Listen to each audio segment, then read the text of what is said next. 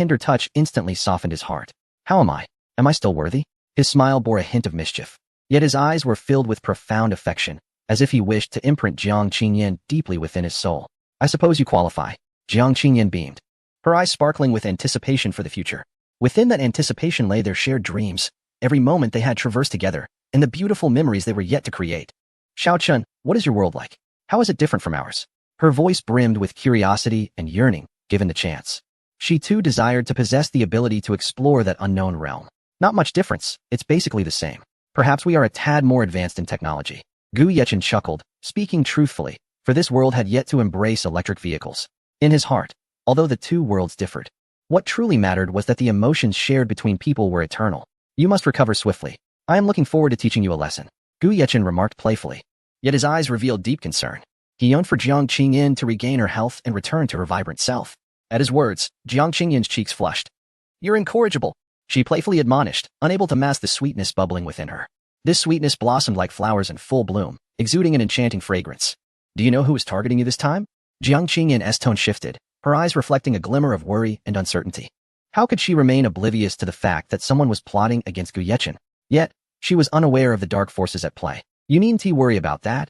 I will handle it myself, Gu Yechen replied firmly, not wishing to plunge Jiang Qingyan into any further peril. All right, just be careful. I do not wish to receive another message about you being in trouble. Jiang Qingyan's voice carried a note of concern. The last time she had heard of Gu Yechen's misfortune, she had nearly crumbled. The pain and fear of that moment were not something she wanted to endure again. Rest assured, I will be cautious. I will stay here with you tonight. Gu Yechen understood Jiang Qingyan's genuine concern for him. He approached the door, gently locking it. Before returning to her bedside, suddenly, Gu Yechen's hands and feet became restless. Jiang Qingyan felt a pang of anxiety and softly urged, Xiaochen, this is a hospital. Please behave yourself. The following 1,000 words are omitted. Within the room, peculiar sounds emerged. Yet the superior soundproofing of the top-tier ward ensured that the warmth and sweetness within remained shielded from the outside world. Su family Su Haoran sat in his spacious and luxurious study, holding his phone with a serious expression. He had just made a call to arrange special treatment for Mozu. The efficiency was astonishing. That very evening, Mozu received quite the surprise. How ruthless. Su Haoran shook his head. He had merely intended for someone to give Mozu a taste of hardship each day, reminding him that he was not someone to be trifled with. Yet, to his astonishment, on the very first day, someone had gone overboard, thoroughly humiliating Mozu. Furthermore, he had received a video of the incident, the scenes of which were almost unbearable to witness. Such indecency. It sullied this young master's eyes, Su Haoran exclaimed, rendered speechless. Although he wished to teach Mozu a lesson, he did not anticipate such a consequence. Su Haoran furrowed his brows, pondering how to address the matter at hand. Chapter 123. The dog food has been consumed. The following day, as the sun began to rise, its gentle and warm rays filtered through the hospital room window, softly illuminating the floor. Inside the room, Gu Yechen held Jiang Qingyan in his embrace, both still enveloped in the sweetness of slumber. Although he claimed to be caring for her, Gu Yechen could not help but shower her with affection. Jiang Qingyan was the first to stir from her dreams, gazing at Gu Yechen's handsome visage, her heart brimming with tenderness. She extended her finger and lightly traced it along his nose, a faint smile gracing her lips, her eyes filled with longing. If only time could remain like this, free from the chaos of the outside world, with only the warmth and tranquility of each other's embrace. At that moment, Ning Qianxue arrived at the hospital room door, carrying a carefully prepared meal. Upon opening the door, she was taken aback by the sight before her. Didn't the door already open last night? She had intended to visit Jiang Qingyan after learning she had awakened, but was turned away by Gu Yechen, who insisted on spending time alone with her. This unexpected companionship left Ning Qianxue speechless, though a hint of amusement danced on her face. Seeing Ning Qianxue's expression, Jiang Qingyan struggled to stifle her laughter, but her slightly trembling shoulders betrayed her. Did you too? Again last night? Ning Qianxue inquired, her gaze shifting between them, skeptical that nothing had transpired. Well, it was just that once. Jiang Qingyan managed to wriggle out of Gu Yechen and Appo's arms, her cheeks flushed, her voice barely above a whisper, as if fearing others would overhear. You two really are something. You're still injured, and yet, Ning Qianxue said with a hint of concern, stepping closer to gently support Jiang Qingyan. It's all right. He is very gentle. Jiang Qingyan quickly defended Gu Yechen, her loyalty evident. Am I really that predictable? Ning Qianxue shook her head in disbelief, taking the toiletries from Jiang Qingyan's hands and meticulously helping her fix her hair. Do you need me to buy you some contraceptives? No need. We didn't tea. Jiang Qingyan replied, taking the toiletries Ning Qianxue had brought and brushing her teeth and washing her face, the entire process imbued with their deep bond, requiring no further words. Do you think what happened between you two was mere coincidence? Ning Qianxue suddenly turned serious, fixing her gaze on Jiang Qingyan. Jiang Qingyan furrowed her brow, fully aware that it was no coincidence. However, Gu Yechen had his reasons for keeping her out of the investigation. It surely was not by chance. But he was concerned for her safety. She glanced at the strikingly handsome man in the hospital bed, feeling a sweet warmth in her heart. Being protected by someone truly felt wonderful, bringing her immense peace of mind. I might have some inside information. Would you like to hear it? Ning Qianxue said with a twinkle in her eye, smiling at Jiang Qingyan. Jiang Qingyan's eyes lit up, her expression becoming serious as she asked, "What is it? Tell me who harmed Chun. I heard that the second young master of the Mo family was attacked in prison last night and seriously injured," Ning Qianxue whispered, sharing the information she had gathered. As Jiang Qingyan sipped her millet porridge, she fell into contemplation. The Mo family? Suddenly, realization dawned upon her. Could it be because of me?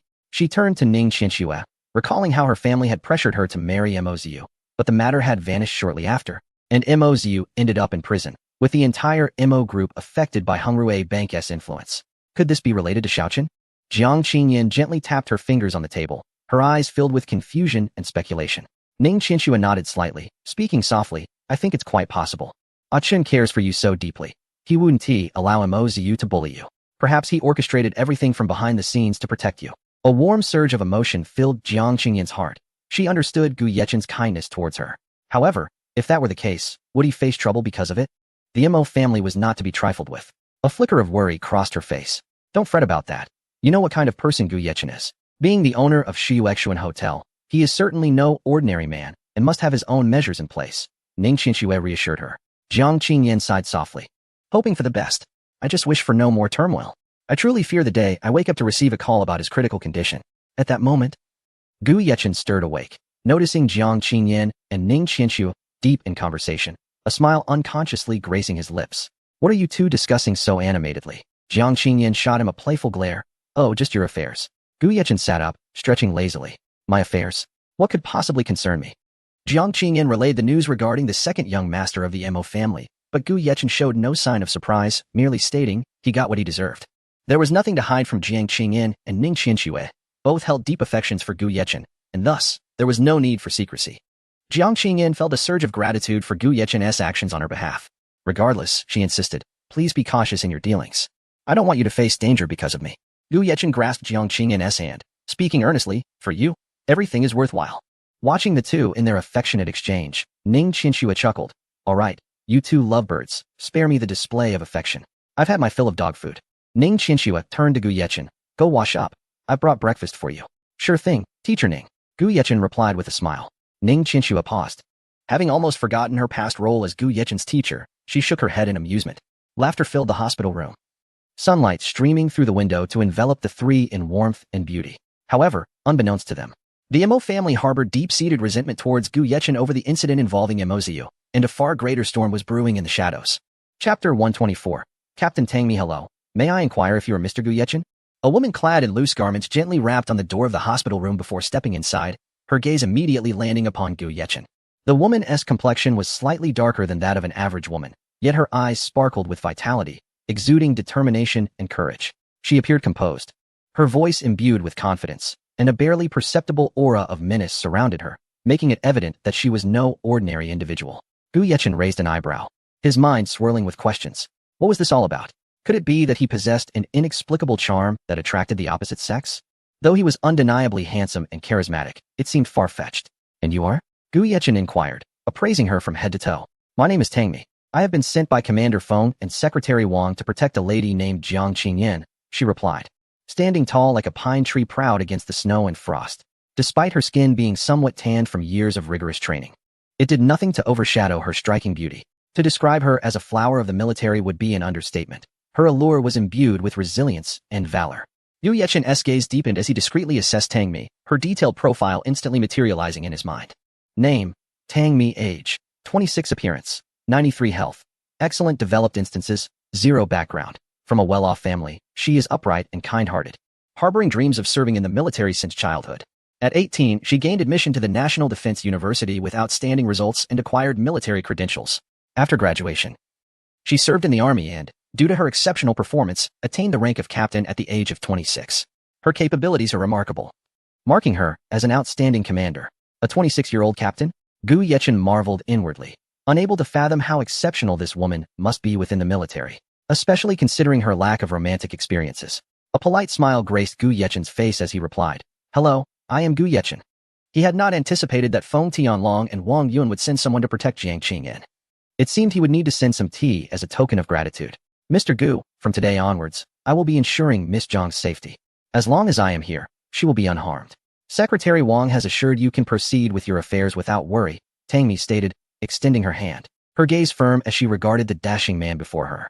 Truthfully, upon seeing him for the first time, her heart had inexplicably raced, a sensation she had never encountered before. She silently admonished herself, "Tang Mi, you are a soldier trained rigorously. How could you so easily lose your composure?" With a gentle smile, Gu Yechen reciprocated the handshake. In that fleeting moment, Tang Mi felt a flutter of nervousness.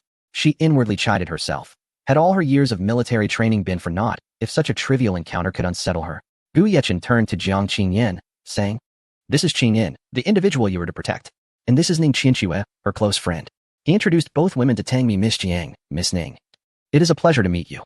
I am here on a mission to safeguard Miss Jiang, and I will be by her side at all times," Tang Mi said, momentarily taken aback by the breathtaking beauty of Jiang Qingyan. Although her complexion bore a hint of pallor, it did nothing to diminish the elegance that radiated from within her. Tang Mi was filled with curiosity regarding the special background of the woman before her, yet her orders were clear: protect Jiang Qingyan at all costs, even if it meant sacrificing herself. Such high-level directives were rare, underscoring Jiang Qingyan's significance, which explained why she had been dispatched personally for this task. "Hello. Thank you for coming to protect me." Jiang Qingyan expressed her gratitude, touched by the sacrifice of time that Tang Mi had made on her behalf. "Ah Chun, please extend my thanks to Secretary Wang and Commander Feng." Jiang Qingyan glanced at Gu Yechen, her voice laced with tenderness, her words flowing like water, which took Tang Mi by surprise regarding their relationship. "Yes, please rest well," Gu Yechen said, moving closer to Jiang Qingyan, gently embracing her and placing a soft kiss on her forehead. Jiang Qingyan basked in the warmth of the moment, her face radiating happiness. "So they are a couple?" Tang Mi mused, observing the two with an eye for detail. Indeed, they seemed a perfect match, handsome and beautiful. After releasing Jiang Qingyan, Gu Yechen turned to Ning Qianxue, embracing her as well and whispering softly, "Teacher, it has been a while since we." His words trailed off with a smile as he turned to leave. He had matters to attend to and could not linger. Ning Qianxue's cheeks flushed with crimson. Being embraced in front of others was quite an embarrassment. She pouted at Jiang Qingyan, her gaze seemingly protesting. She was reluctant to engage with Gu Yechen, yet a warmth lingered in her heart. Tang Mi maintained a facade of composure, though internally, she was profoundly shaken. Both beautiful women were so intimately connected to him. Why had her superiors assigned her to protect Gu Yechen's women? Initially, she had perceived Gu Yechen as a gentleman, handsome, and able to quicken her heartbeat, but now she found herself disillusioned, branding him a scoundrel. Tang Mi's perfect first impression of Gu Yechen dissipated in an instant. In her eyes, he was now firmly labeled as a rogue. He appeared to have ambiguous relationships with two women, both of whom were close friends, and remarkably, neither exhibited any signs of discontent. Tang Mi harbored a strong aversion to such men, yet she understood that in order to fulfill her mission, she must protect Jiang Qingyan closely. Anticipating further interactions with Gu Yechen, she feared she might succumb to the urge to confront him. Taking a deep breath, Tang Mi steeled herself, reminding herself not to let personal feelings interfere with her duties. She turned to Jiang Qingyan and declared, "Miss Jiang, from this moment forth, I shall remain vigilantly by your side to ensure your safety." Jiang Qingyan nodded with a smile, responding, "Thank you for your hard work, Miss Tang Mi." Tang Mi moved to the window, alertly surveying the surroundings, resolute in her commitment to safeguard Jiang Qingyan's well-being, regardless of Gu Yechen and Appo's presence. The atmosphere in the hospital room grew somewhat delicate, with Ning Qianxue seated nearby, contemplatively observing Tang Mi and Jiang Qingyan, a subtle smile gracing her lips as she pondered unspoken thoughts. Meanwhile, Jiang Qingyan leaned against her bed, her gaze occasionally drifting to the doorway, seemingly anticipating Gu Yechen's return. Time flowed slowly in this somewhat awkward ambience, with Tang Mi maintaining a heightened state of vigilance, leaving no potential threat unnoticed. Chapter 125. My silence does not indicate a lack of opinion. Let us go, Gu Yechen said softly before slowly exiting the hospital room. Outside, Qin Lang sat quietly, resembling a statue, focused and diligent. Tang Mi was able to enter smoothly because she clearly stated her identity and the purpose of her visit to Gu Yechen. Otherwise, with Qin Lang's skills and vigilance, she would have found it nearly impossible to gain entry. Tomorrow marks the graduation banquet for Xia Yutong, and today coincidentally features an auction. Gu Yechen contemplated in silence, preparing to bid on a fine item as a gift to express his blessings and heartfelt intentions. Upon returning to the luxurious and exquisitely decorated British-style mansion, he headed straight for the tea tree in the garden, skillfully plucking 6 boxes of tea leaves and carefully packing them. Hey, Brother Gu, you must have heard about Mozu's situation by now? Su Haoran's call came through, his voice laced with curiosity and a hint of pride, as if anticipating Gu Yechen's gratitude. Gu Yechen was already aware of the matter, having learned the detailed circumstances from Ning Qianxue while in the hospital. I have heard about it. Thank you for the information. I shall bring you 2 boxes of tea leaves later. Gu Yechen replied with a smile, his expression warm and inviting, reminiscent of a gentle spring breeze. The thought of Mozu's embarrassment lifted his spirits considerably. That sounds wonderful. I shall graciously accept. Su Haoran responded excitedly on the other end, his voice brimming with uncontainable joy. Gu Yechen's tea leaves had already become known in elite circles, and everyone yearned to acquire a taste, though it was not so easily obtained. He mused that if he could secure 2 boxes for his father, his position in the company would be substantially solidified, paving the way for his future. Of course, I would appreciate it if Brother Su could look out for Mozu, and perhaps also find someone to keep an eye on Jiang Zihao, Gu Yechen added, having momentarily forgotten about Jiang Zihao. Jiang Zihao? Su Haoran paused, surprised. Isn't he the young master of the Jiang family? I recall hearing that he offended a powerful figure and ended up in trouble. Why was Gu Yechen suddenly mentioning Jiang Zihao? What connection did he have with him? Su Haoran's mind raced through various thoughts, recalling an incident involving someone named Jiang Nan. But how did that relate to Gu Yechen? However, Su Haoran did not dwell on the matter for long. No problem. You can count on me, he replied without further consideration. To him, this was a trivial task, especially since the value of 2 precious boxes of tea outweighed any effort. After hanging up, Su Haoran sent Gu Yechen a video to enjoy. Gu Yechen settled into a comfortable sofa, opened the video on his phone, and couldn't and amp. Oppos. Tea help but exclaim in shock. He had not anticipated that Ning Qianxue's mention of Mozu's downfall meant this. He had thought it was merely a physical altercation. The revelation left him utterly astounded.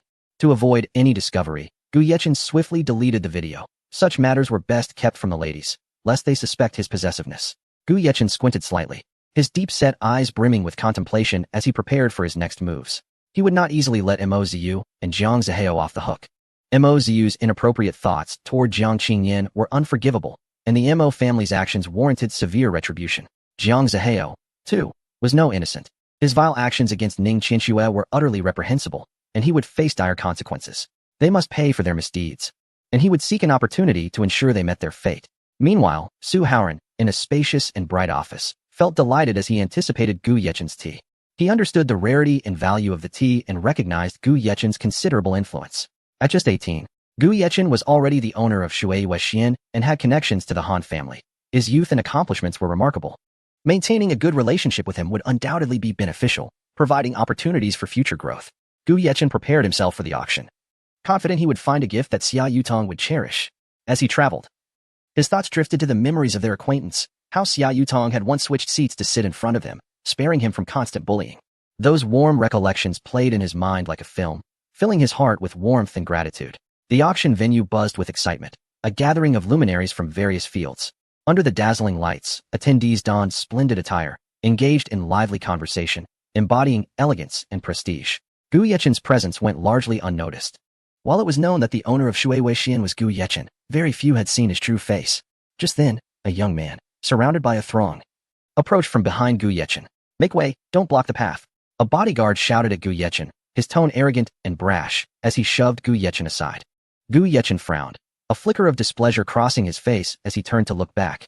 The young man, composed and wearing a faint smile, seemed unfazed by the incident, treating Gu Yechen's push as a trivial matter. "Is this the attitude of the elite? Zhou Zhixing, the young master of the Zhou family, has arrived," a bystander remarked, astonished and filled with awe. This situation could escalate. Zhou Zhixing was not to be trifled with, and only a few prominent families could rival him in the elite circles. Everyone felt a wave of tension. Zhou Zhixing was known for his ruthless demeanor, possessing the means to obtain whatever he desired, be it a woman, a company, or otherwise. Aside from the top-tier families, no one could withstand his influence. It was rumored that when Zhou Zhixing pursued a young lady from a prestigious family who rejected him, he resorted to underhanded tactics, forcing her to relent, ultimately leading her family to leave the city entirely. "Did you not hear me? Get lost. What are you staring at? Watch your eyes." The bodyguard continued his tirade, oblivious to the impending peril he faced. Gu Yechen shook his head, feeling a twinge of pity for the man. Without hesitation, he delivered a powerful punch to the bodyguard's right cheek, striking with the force of thunder. In an instant, the bodyguard spat blood, knocked back several steps, and collapsed to the ground, kneeling in defeat. Zhou Zhixing narrowed his eyes, a flicker of surprise and anger crossing his features. He had not expected someone would dare to strike him after recognizing his identity. The audacity of this stranger was tantamount to courting death. Unfazed, Gu Yechen strode forward, crushing the bodyguard's arm beneath his foot. A piercing scream echoed, and the scene captivated all present, leaving them in stunned silence. They were astonished that Gu Yechen would dare to treat Zhou Zhixing's subordinate in such a manner, an outright slap in the face to him. My silence does not indicate a lack of opinion. Gu Yechen looked down at the bodyguard, his gaze icy and laced with a palpable menace, sending shivers down the spines of those around him. Chapter 126. The lanterns of the auction house. The individuals accompanying Zhou Zhixing were rendered speechless by Gu Yechen's series of swift actions, leaving them momentarily hesitant to intervene. Zhou Zhixing's expression was ominously dark as he bellowed, "Dare to touch my people, and you shall not leave this place today." Unfazed, Gu Yechen retorted with a cold smile. "And you think you can threaten me?" At that moment, the security personnel of the auction house arrived, attempting to quell the brewing conflict. "Cease this at once. This is an auction house, not a venue for your squabbles," the head of security declared sternly. Zhou Zhixing pointed at Gu Yechen, commanding, "Throw him out." The onlookers felt pity for Gu Yechen, yet none dared to step forward. Gu Yechen's earlier proclamation had been undeniably powerful, yet it bore no tangible outcome. Calmly, Gu Yechen countered, "It is your people who should be removed. They initiated the provocation and deserve to be taught a lesson." The head of security found himself in a predicament. While Zhou Zhixing was the scion of the Zhou family and not to be trifled with, Gu Yechen also exuded an aura of formidable presence. Just then, the auction host hurriedly approached, saying, "Ladies and gentlemen, the auction house has regulations in place. If you insist on causing a commotion, I shall have to ask both of you to leave. I hope you will grant us the courtesy of resolving your grievances after the auction concludes. We have numerous precious items awaiting bids, and we shall refrain from intervening in your disputes." Zhou Zhixing's face darkened further as he shot a glance at Gu Yechen, sneering, "Very well. I shall observe your capabilities within this auction." Ignoring him, Gu Yechen turned and entered the auction hall. The auction commenced, with the first item being a priceless ancient painting. Gu Yechen showed no interest in such artifacts. Instead, he quietly occupied a seat on the second floor, reserved for esteemed guests. Following that, a dazzling diamond necklace was presented, eliciting eager glances from numerous ladies. "Ladies and gentlemen, our next item for auction is a necklace named the Stellar Radiance Necklace. It embodies the brilliance of starlight. The design is exceptionally unique, with masterful gemstone cutting, causing it to refract light like twinkling stars. It was crafted by the esteemed designer Mr. Carl from abroad, with a starting bid of 20 million Huagua currency. Each subsequent bid must exceed 500,000. As soon as the price was announced, the attendees buzzed with excitement. Gu Yechen felt a flicker of desire for the necklace and promptly rang the nearby copper bell. He believed it would be a perfect gift for Xiaoyi. Ding ding. The bell chimed melodiously. "Mr. Gu from box 203 bids, 20 million. The auctioneer announced. Before the words could settle, Zhou Zhixing immediately rang the bell, smirking. 20,050,000. Gu Yechen remained unfazed, raising his bid, 25 million. Zhou Zhixing did not hesitate, countering with 30 million. Gu Yechen narrowed his eyes, recognizing Zhou Zhixing's clear intent to provoke him. Zhou Zhixing shot him a taunting glance. Gu Yechen smiled and declared, 35 million. 40 million. Zhou Zhixing exclaimed, wearing a smug expression. At that moment, the host inquired, "Is there a higher bid? If not, the Stellar Radiance necklace will belong to Mr. Zhou." Without hesitation, Gu Yechen rang the bell again, exclaiming, "Light the lanterns." The crowd gasped in astonishment, as they had not anticipated the lighting of lanterns during the auction. Such an occurrence had not been witnessed since the last event. According to the auction house's regulations, if one wished to compete, they must engage in a lantern duel. Otherwise, the item would be awarded to the individual who lit the lantern. Zhou Zhixing's countenance darkened. He had not expected Gu Yechen to initiate the lantern lighting. He found himself torn. If he participated, he risked falling into Gu Yechen's trap, yet if he refrained, he would allow Gu Yechen to easily claim the necklace. Light the lanterns. Zhou Zhixing finally decided to retaliate against Gu Yechen. How fascinating. I never expected to witness a lantern duel here. It has been ages since such a spectacle. 45 million. Gu Yechen initiated the bidding, surprised that Zhou Zhixing would engage in this duel. Unperturbed, Gu Yechen was confident, knowing he had ample funds to convert into enhancements without waste. 50 million. Zhou Zhixing responded instantly, without hesitation. 60 million. Gu Yechen stated nonchalantly. Back and forth, the price soared to 100 million. Gu Yechen glanced at Zhou Zhixing with a smile, taunting, "Shall we continue, young Master Zhou? Don't back down now." However, Zhou Zhixing refrained from further bidding, realizing that even with wealth, such extravagant expenditures were unwise. Faced with Gu Yechen's provocation, Zhou Zhixing's expression darkened further.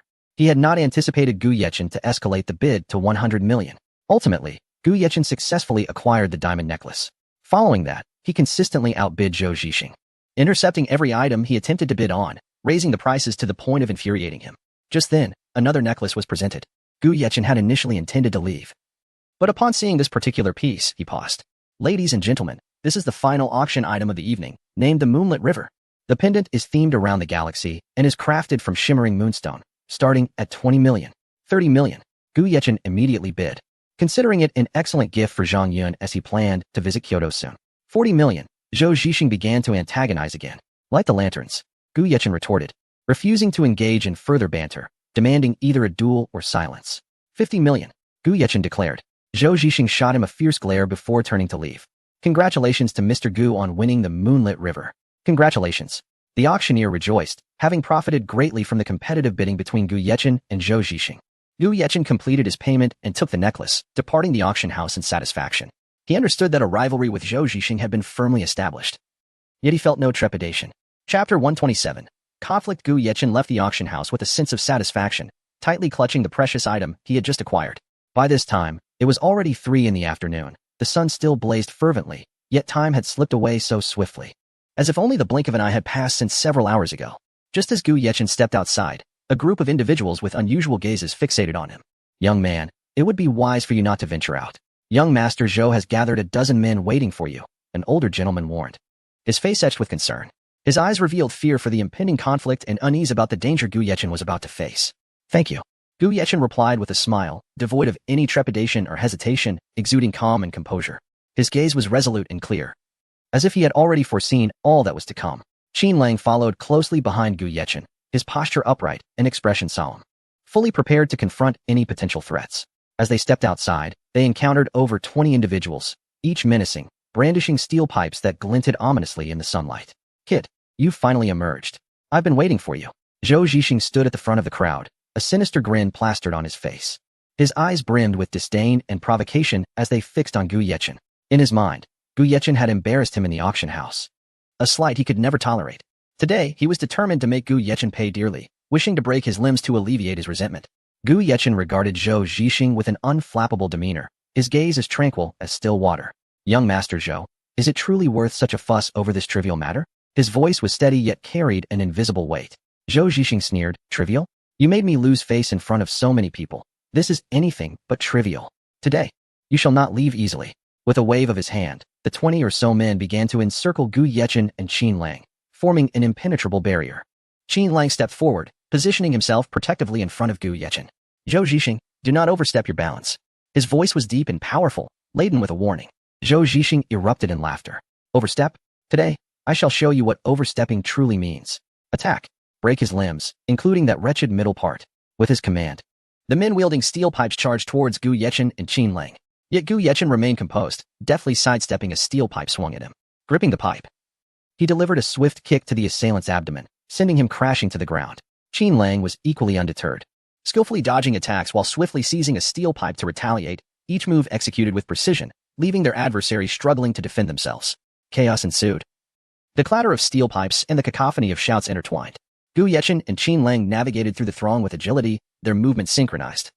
Undeterred by the overwhelming numbers of their foes, Zhou Zhixing watched, his expression darkening with each passing moment.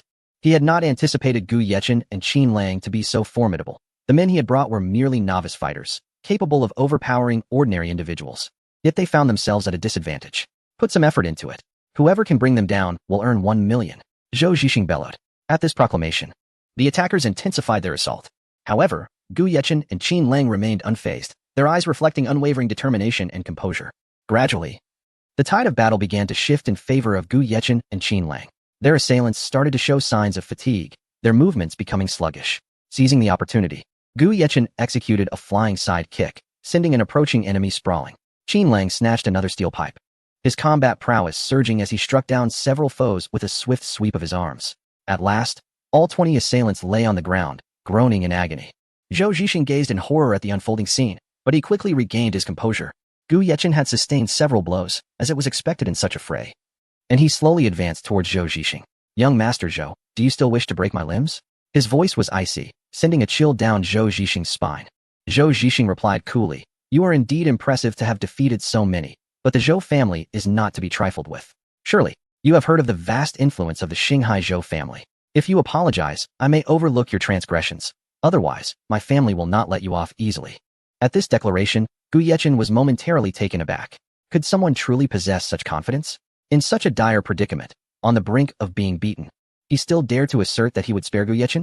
Did he truly fail to comprehend the gravity of the situation? Shaking his head, Gu Yechen scoffed. What of the Zhou family? When one errs, one must face the consequences. If we were merely ordinary folk, would you not have killed us here today? His gaze was piercing, filled with fury and disdain as it locked onto Zhou Zhixing. Zhou Zhixing felt a surge of anxiety at Gu Yechen's dismissive attitude towards the Zhou family. Although he had lost his earlier bravado, his pride and arrogance prevented him from backing down, still glaring defiantly at Gu Yechen. Disbelieve it? Ask those around us how many dare to provoke the Zhou family. Zhou Zhixing smirked, attempting to leverage his family's name to intimidate Gu Yechen. He scanned the crowd, seeking validation and fear in their expressions. Gu Yechen regarded him with a steely glare before delivering a resounding slap across Zhou Zhixing's face. At this point, you still wish to put on airs? The suddenness of the slap rang out sharply, startling the onlookers. They had not anticipated Gu Yechen's decisive action to strike Zhou Zhixing, and many wondered how he would incur the wrath of Zhou Zhixing's retaliation. You dare hit me? Zhou Zhixing roared in fury, charging directly at Gu Yechen. As a martial artist, he was merely a novice, capable of overpowering ordinary people, but against someone of Gu Yechen's caliber, he was destined to be the one to suffer. Gu Yechen sneered, delivering a kick that sent Zhou Zhixing flying several meters, tumbling clumsily to the ground. Ha! You're finished. You wretched fool. Zhou Zhixing suddenly erupted in laughter, but the mirth on his face quickly morphed into a twisted grimace. He angrily clapped his hands, as if summoning something. Gu Yechen was perplexed by his actions. What could this mean? Chapter 128. When the soldiers come, the generals arise. When the water comes, the earth shields. Last night, I fell asleep, resulting in the omission of a chapter, which I have now supplemented into the previous one. At that moment, a figure darted forward like a bolt of lightning, launching a punch aimed at Gu Yechen's head. The speed was astonishing, akin to a fierce storm, leaving Gu Yechen almost unresponsive. Just as the situation reached a critical point, Qin Lang appeared before Gu Yechen in an instant, striking out without hesitation, colliding fiercely with the incoming fist. With a resounding thud, Qin Lang staggered back 2 steps, while his opponent was forced to retreat 7. Gu Yechen finally steadied himself and regarded the newcomer. The man appeared to be around 40, with a tall stature and piercing gaze, emanating an invisible pressure. Young master, are you all right? The middle-aged man directed his concern toward Zhou Zhixing. Uncle Kong, deal with him. Zhou Zhixing pointed at Gu Yechen, his eyes filled with malice and rage. The middle-aged man stepped forward, fixing his gaze on Qin Lang. I am Kong Wu. I see that you were able to withstand my punch and even gain the upper hand, so you must also be a practitioner of martial arts. I hope you can show us some courtesy and refrain from intervening in the conflict between my young master and this young man. Kong Wu and Apos. S voice was deep and powerful. Although his words seemed bland, the aura he projected was anything but weak. Qin Lang remained expressionless, his eyes resolute and cold, having promised to protect Gu Yechen. He would not allow any harm to come to him unless the opponent was stronger. Are you implying that he can strike us at will, while we must not retaliate? Qin Lang replied coolly, though a dangerous glint flickered in his eyes, one that seemed capable of piercing through the hearts of men, instilling fear. My friend, the Zhou family is not to be trifled with. I suggest you both apologize to our young master, and perhaps this matter can be resolved amicably. Otherwise, you shall face the wrath of the Zhou family, Kong Wu declared, attempting to leverage the Zhou family's reputation to coerce them into submission. His expression was grave, and there was a hint of menace in his tone. Gu Yechen's face darkened ominously, akin to the calm before a storm. His sharp gaze turned towards Kong Wu, laced with amusement. Old man, I am quite stubborn. I often do not turn back until I hit a wall. You speak of the Zhou family? Sooner or later, I shall bring it to ruin. Gu Yechen's lips curled into a disdainful smile, filled with provocation and arrogance. He turned his gaze to Zhou Zhixing, continuing. You will soon realize whom you are dealing with. I am not a soft persimmon to be squeezed at will. Zhou Zhixing erupted in laughter at Gu Yechen's words. You dare boast of destroying the Zhou family? Who do you think you are? Merely an ignorant child. Gu Yechen stood his ground. Zhou Zhixing, today you bully the weak. And I will remember this debt. Do not think that the Zhou family can act with impunity. Kong Wu furrowed his brow. Young man, do not act rashly. The Zhou family's power is beyond your imagination. It would be prudent to apologize now while you still can. Kong Wu spoke the truth, for in his eyes, the Zhou family's influence was far beyond Gu Yechen's reach. Gu Yechen scoffed. Apologize? Those words do not exist in my vocabulary. Even if the king of hell were to descend today, I would not cower. Standing by, Qin Lang remained vigilant, ready to respond to any potential attack. Kong Wu, is it? Enough with the pleasantries. If you wish to fight, then let us begin. Kong Wu's expression darkened. Since you refuse to see reason, do not blame me for being impolite. With that, he moved forward once more to attack Qin Lang. Fearless, Qin Lang met him head-on. And the two engaged in a fierce battle, their fists whistling through the air as their figures intertwined. Gu Yechen observed the unfolding duel closely, contemplating his strategy. He understood that this confrontation would not end easily, and he needed to prepare for the worst. The surrounding crowd hastily retreated, fearing to be caught in the fray. Kong Wu and Appo's punches were fierce, each strike imbued with immense power, while Qin Lang countered with agility and exceptional skill. Zhou Zhixing watched on with glee, envisioning Gu Yechen and Qin Lang sprawled on the ground. Yet, Gu Yechen's eyes reflected no fear, only unwavering determination and indomitable spirit. Utilizing his piercing gaze, Gu Yechen observed Kong Wu and signaled to Qin Lang. Understanding the cue, Qin Lang swiftly altered his attack, launching a powerful punch towards Kong Wu's right side. Caught off guard, Kong Wu was struck, causing him to stagger. Seizing the opportunity, Qin Lang unleashed a flurry of strikes, each one powerful and precise. Kong Wu began to retreat, gradually falling into a disadvantageous position. Zhou Zhixing, watching in a frenzy, shouted, "Uncle Kong, hold on." However, the tide of battle had turned. Qin Lang seized the moment, delivering a kick to Kong Wu's chest, sending him crashing to the ground. Uncle Kong. Zhou Zhixing's face turned pale. He had not anticipated Kong Wu's defeat. Gu Yechen stepped forward, looking down at Zhou Zhixing, coldly stating, "Zhou Zhixing, consider this a minor lesson for you today. Remember, not everyone fears the Zhou family."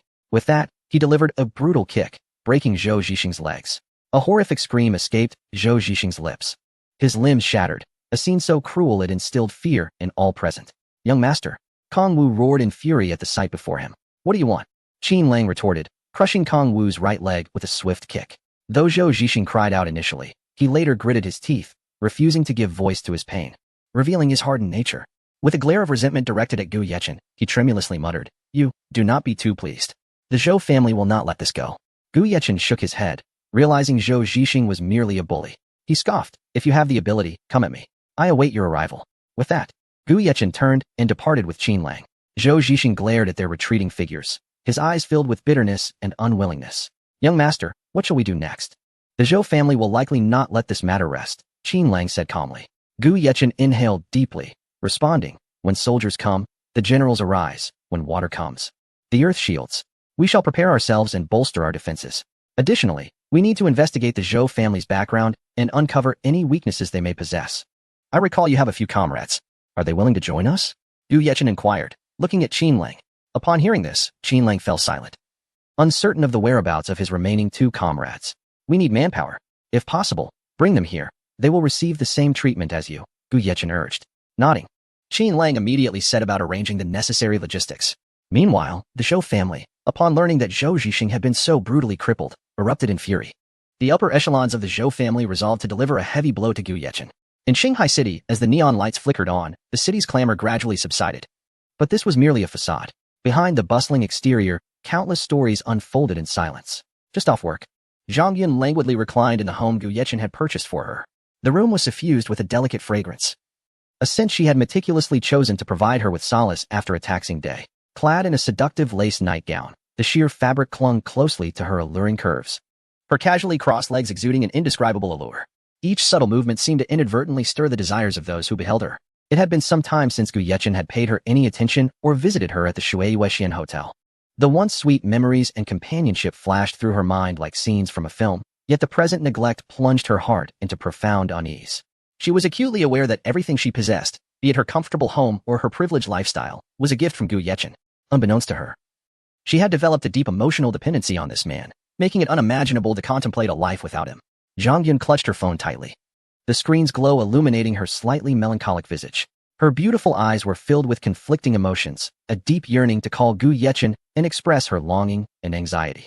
However, she feared disturbing him amidst his busy affairs and worried that her overtures might irritate him. This tangled state of mind was akin to a chaotic mass, tightly ensnaring her heart and causing her great torment. Her fingers hovered over the dial pad, yet she lacked the courage to press the call button. Little did she realize that Gu Yechen had no intention of neglecting her. In fact, he had carefully captured a precious necklace for her, intending to surprise her. Meanwhile, Gu Yechen drove slowly into the English-style mansion. It was already 7 in the evening, and the night enveloped the luxurious villa, rendering it particularly serene and dignified in the darkness. The villa's outline appeared ethereal under the moonlight, resembling a mysterious castle. Gu Yechen entered the villa, disregarding everything else, and headed straight for the refrigerator, swiftly retrieving a bottle of ice water and gulping it down. Beads of sweat formed on his forehead, sliding down his cheeks. A clear indication of his recent exertion. His breath was somewhat hurried as he swallowed the cold water, attempting to alleviate his fatigue in the heat of the moment. He had just delivered 2 boxes of precious tea to Wang Yun and Feng Tianlong, which caused the delay in sending the tea intended for Su Haoran. Once he caught his breath, Gu Yechen took out his phone and dialed Su Haoran's number. "Hello, Su brother. I apologize. I just went to deliver tea to Secretary Wang and Commander Feng, so your tea will be delayed. I might not be able to get it to you today. Or perhaps you could come find me." Gu Yechen's voice carried a hint of apology, slightly subdued, revealing his weariness. Upon hearing this, Su Haoran was momentarily taken aback. He had initially thought Gu Yechen merely had some connections in the business realm with the Han family. But he was astonished to discover that Gu Yechen had substantial ties with Secretary Wang Yun and Commander Feng Tianlong. This startling revelation struck him, further solidifying his resolve not to offend Gu Yechen. "It's all right. No worries." Su Haoran quickly responded with a smile, his tone nonchalant. In truth, he was overwhelmed with surprise and delight. For him, merely receiving Gu Yechen's promised tea was an unexpected boon. He was not the type to be insatiable or oblivious to propriety. Moreover, this experience made him acutely aware of Gu Yechen's formidable connections, prompting him to maintain a favorable relationship with him for future support and assistance. Su Haoran suggested treating Gu Yechen to dinner, providing him with the address. Gu Yechen hesitated. Their acquaintance was not particularly deep. What was he thinking? Shaking his head, he quickly donned his pajamas and hurried to Zhang Yun's home. Gu Yechen approached the door stealthily, ringing the doorbell with care. The clear chime echoed within. Zhang Yun, reclining on the sofa, felt a twinge of curiosity upon hearing the bell. Who could it be at this hour? Rising slowly, she peered through the door's surveillance, her heart leaping with joy as she recognized Gu Yechen. She had feared he was neglecting her, only to realize her worries were unfounded. She dashed towards the door, her slender waist and perfect S-curve captivating to behold. Eagerly, she flung open the door, pulling Gu Yechen inside, and swiftly closing it behind them, almost pinning him against the wall. Zhang Yun's heart raced with excitement and nervousness, as if it might leap from her chest. Gu Yechen seemed to perceive her thoughts at once, gently kissing her lips before tenderly stroking her hair. His expression one of endearment. "Sweetheart, I came specifically to take a shower. Are you welcoming me?" Zhang Yun clung tightly to Gu Yechen, unwilling to let go, yearning to merge into his very being, as if that would ensure they would never part. Observing her profound insecurity, Gu Yechen helplessly shook his head before lifting her effortlessly and striding towards the bathroom. Zhang Yun's face filled with trepidation. Was this to be? Although they had shared intimate moments before, she had just bathed. Did this mean she would have to wash again? Glancing up at Gu Yechen, a secret thrill coursed through her. Perhaps it was not such a bad idea. As she contemplated this, a blush crept onto her cheeks. In the bathroom, the atmosphere was one of unguarded intimacy. Gu Yechen looked at Zhang Yun and said, "Don't be too anxious. I've just been a bit busy lately, and my sister got hurt while protecting me, so I've been a little tied up." He gazed at Zhang Yun, his first love, a remarkably intelligent woman. Yet at this moment, she was ensnared in the whirlwind of romance. The bathroom radiated warmth, as if some sounds were beginning to emerge. Chapter 129. A different Zhang Yun. Half an hour later, Gu Yechen gently carried Zhang Yun out of the bathroom. He attentively dried her hair and helped her change clothes, his focused and meticulous demeanor making him appear more like a devoted servant than a benefactor to an unsuspecting observer. Zhang Yun resembled a compliant doll, allowing Gu Yechen to handle her as her originally pale cheeks flushed a vibrant red, reminiscent of a ripe apple, exuding an allure that evoked compassion. "Have you eaten?" After finishing her hair, Gu Yechen gazed at Zhang Yun, his eyes filled with concern. Zhang Yun lightly shook her head, her lips curving into a sweet smile. "Not yet. I was going to have something simple. What would you like to eat? I can prepare it." Her eyes shimmered with tenderness, as if capable of melting Gu Yechen's very being. At that moment, Gu Yechen's phone rang unexpectedly. "Hello, Su." He glanced at the caller ID and realized it was Su Haoran. Hesitating for a moment, he answered. "Gu, I shall await your esteemed presence at the Golden Bridge Hotel at 8:30. Su Haoran's voice resonated from the other end, laced with cheer, clearly pleased with his arrangements. The Golden Bridge Hotel, one of Su's family properties managed by Su Haoran, though less extravagant than the Shuyuexuan Hotel, still held a respectable reputation. "All right, I'll head over shortly," Gu Yechen replied, then turned his deep-set gaze towards Zhang Yun. A hint of tenderness lingered in his expression, which left Zhang Yun feeling slightly disheartened as it hinted at his impending departure. "Are you going out?" Zhang Yun sensed the shift in Gu Yechen's demeanor. Although a flicker of disappointment flickered within her, she endeavored to maintain her smile, unwilling to burden him with her feelings. Gu Yechen nodded and, looking gently at Zhang Yun, said, "My dear, would you mind changing into something else to accompany me for dinner?" His voice was soft and magnetic, his fingers lightly brushing against Zhang Yun's cheek, the warmth igniting a profound sense of attachment within her. Upon hearing that Gu Yechen intended to take her out, Zhang Yun's spirits soared. Her eyes sparkled with excitement. Of course. She rose on her toes, planting a quick kiss near Gu Yechen's lips before bouncing off to change clothes, unabashedly doing so in front of him. Her graceful form swayed before Gu Yechen, and had it not been for his strong composure, he might have succumbed to a rush of blood. Zhang Yun seemed to sense Gu Yechen's fervent gaze, her cheeks flushing as she eagerly grabbed a white dress and hurried into the changing room. Gu Yechen shook his head helplessly, a smile creeping onto his lips. "What a little enchantress," he murmured. He then approached the wardrobe and selected a finely tailored suit. Zhang Yun's home was stocked with Gu Yechen's clothes for his convenience. Once donned in the suit, Gu Yechen's demeanor transformed markedly, an aura of sophistication enveloping him. Adorning a luxurious watch on his left wrist, he resembled a dashing gentleman stepped out of a painting. After adjusting his collar and cuffs in the mirror, he remarked with satisfaction, "Not bad at all. I still look quite handsome." His confidence and poised manner radiated a unique charm. Moments later, the changing room door creaked open, and Zhang Yun emerged. Clad in her white gown, she appeared like a blossoming white lotus, pure and elegant. The delicate contour of her collarbone was accentuated by the dress, her fair skin resembling the finest jade. Her gently arched brows lowered slightly, imbued with a hint of shyness and charm. Her bright, clear eyes sparkled like distant stars as they met Gu Yechen's, brimming with anticipation and affection. A faint blush graced her flawless complexion, and her cherry-like lips were naturally rosy, tender enough to spark the urge to caress. Her lovely heart-shaped face was captivating, perfectly delineating her grace and gentleness. As she smiled softly, her dimples appeared, adding to her enchanting allure. Gu Yechen was utterly mesmerized by the sight of Zhang Yun. He stared, as if time itself had come to a standstill, rendering everything around them insignificant. All that existed was Zhang Yun's breathtaking beauty. He swallowed hard, attempting to quell his astonishment and excitement. "Little Gu, am I beautiful?" Zhang Yun playfully winked at him, her lively gaze and mischievous expression stirring something profound within Gu Yechen. Unable to restrain his emotions any longer, he swiftly approached Zhang Yun. "Beautiful, truly beautiful," Gu Yechen exclaimed, his voice trembling with excitement, filled with wonder.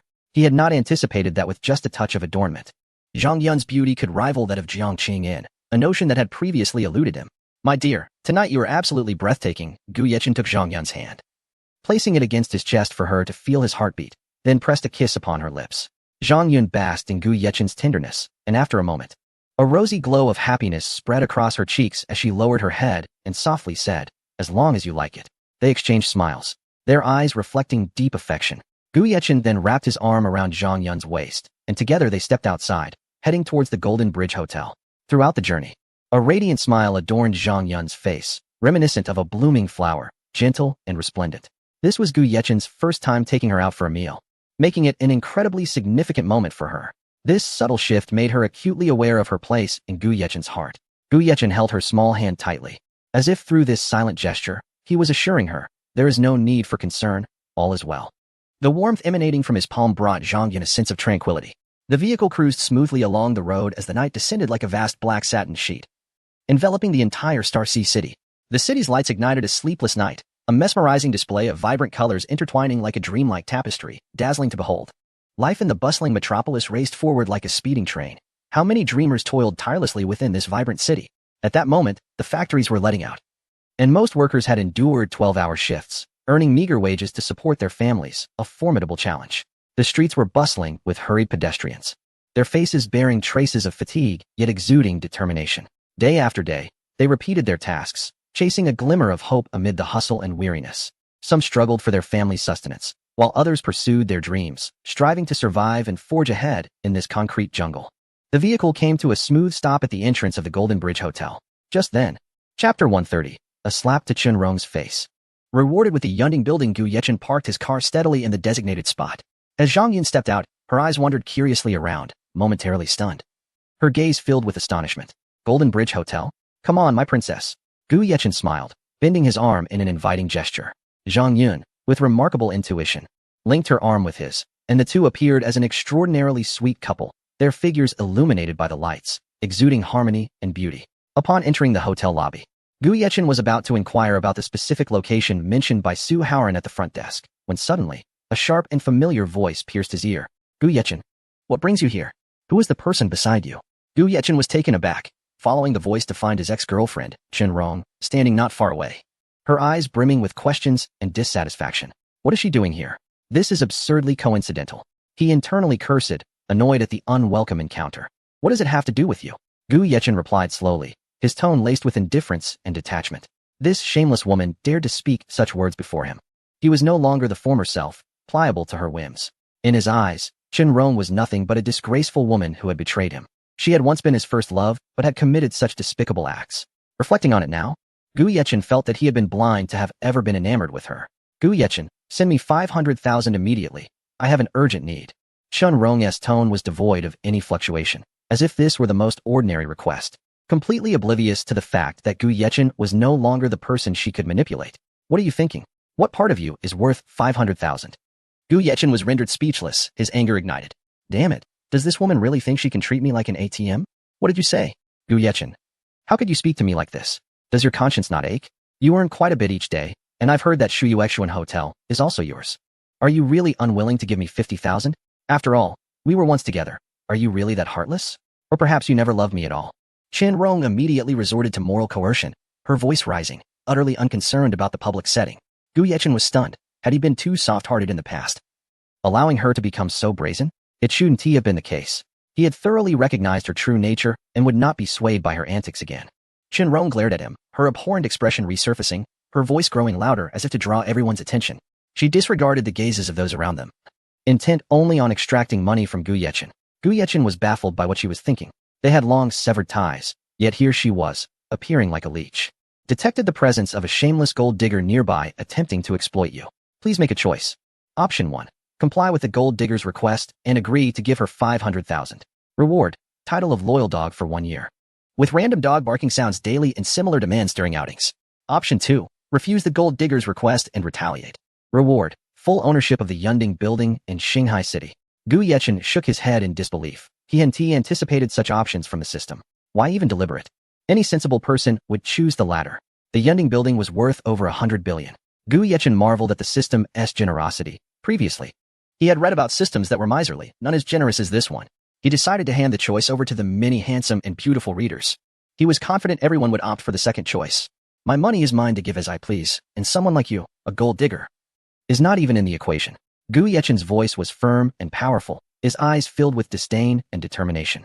Chen Rong, don't think I'm unaware of your intentions. When you betrayed me, you should have anticipated this day. How dare you come to me for money now? It's utterly ridiculous. He regarded Chen Rong, perceiving her as foolish. We have no relationship, so do not expect me to send you 500,000. For you are not worthy, Gu Yechen stated flatly. He had always been ruthless with people like her, showing no mercy.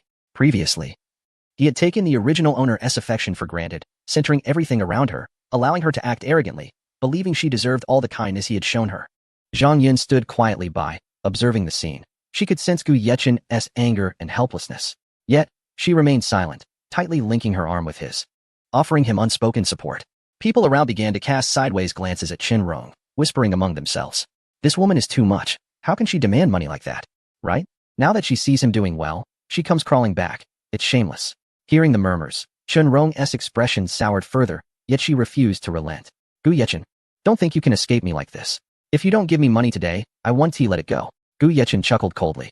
Go ahead and make a scene. Let us see who ends up embarrassed. He was not someone to be trifled with. Did she really believe she could still manipulate him like before? At that moment, the hotel security also took notice of the situation and approached them. Ma'am, please keep your voice down and do not disturb other guests, the security guard said sternly. Chen Rong shot the guard a fierce glare. What does this have to do with you? This is a private matter between him and me. The security guard remained unfazed. If you continue like this, we will have no choice but to ask you to leave.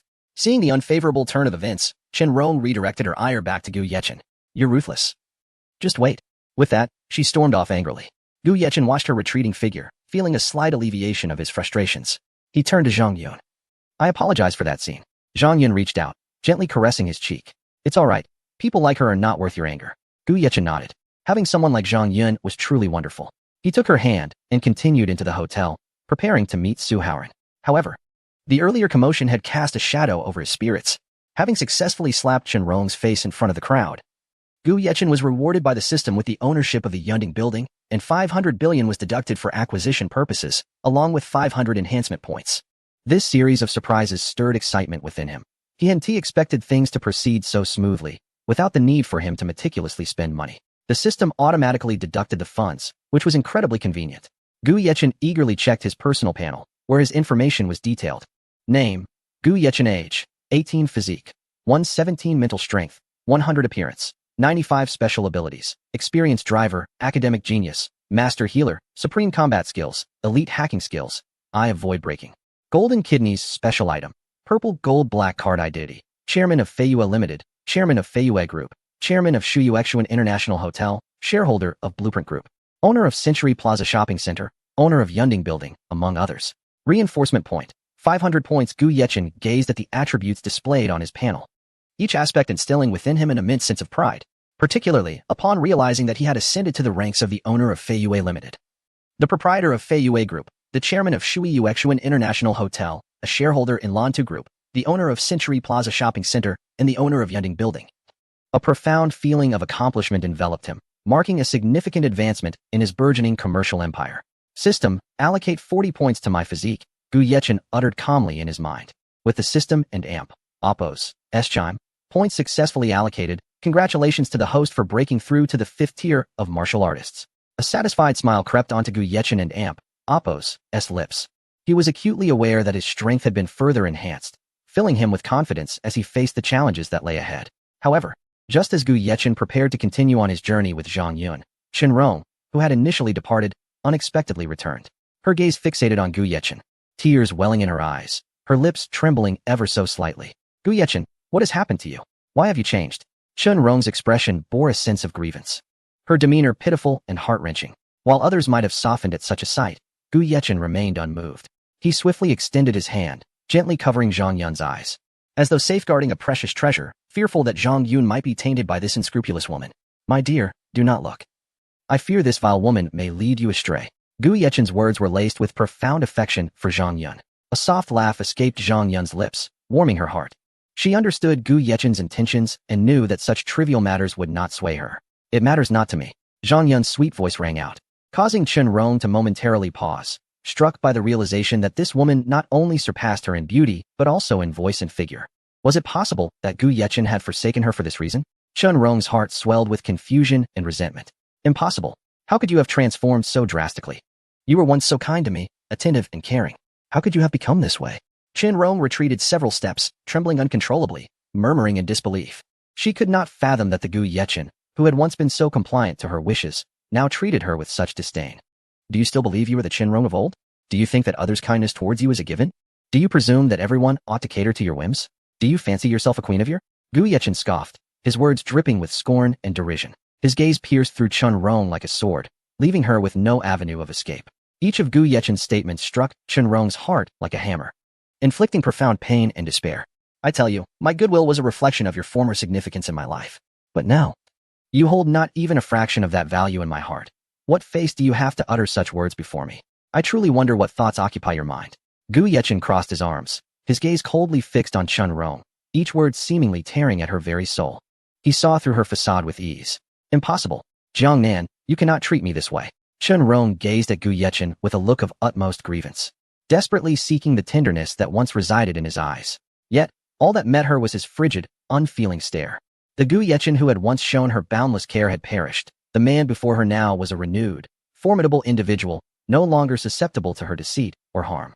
I have already declared that the Jiang Nan of the past is no more. Was it not you who dealt the final blow to my former self? I am no longer Jiang Nan. Hence in my eyes, you are nothing. Gu Yechen stated flatly, his voice, though soft, resonated with resolute finality.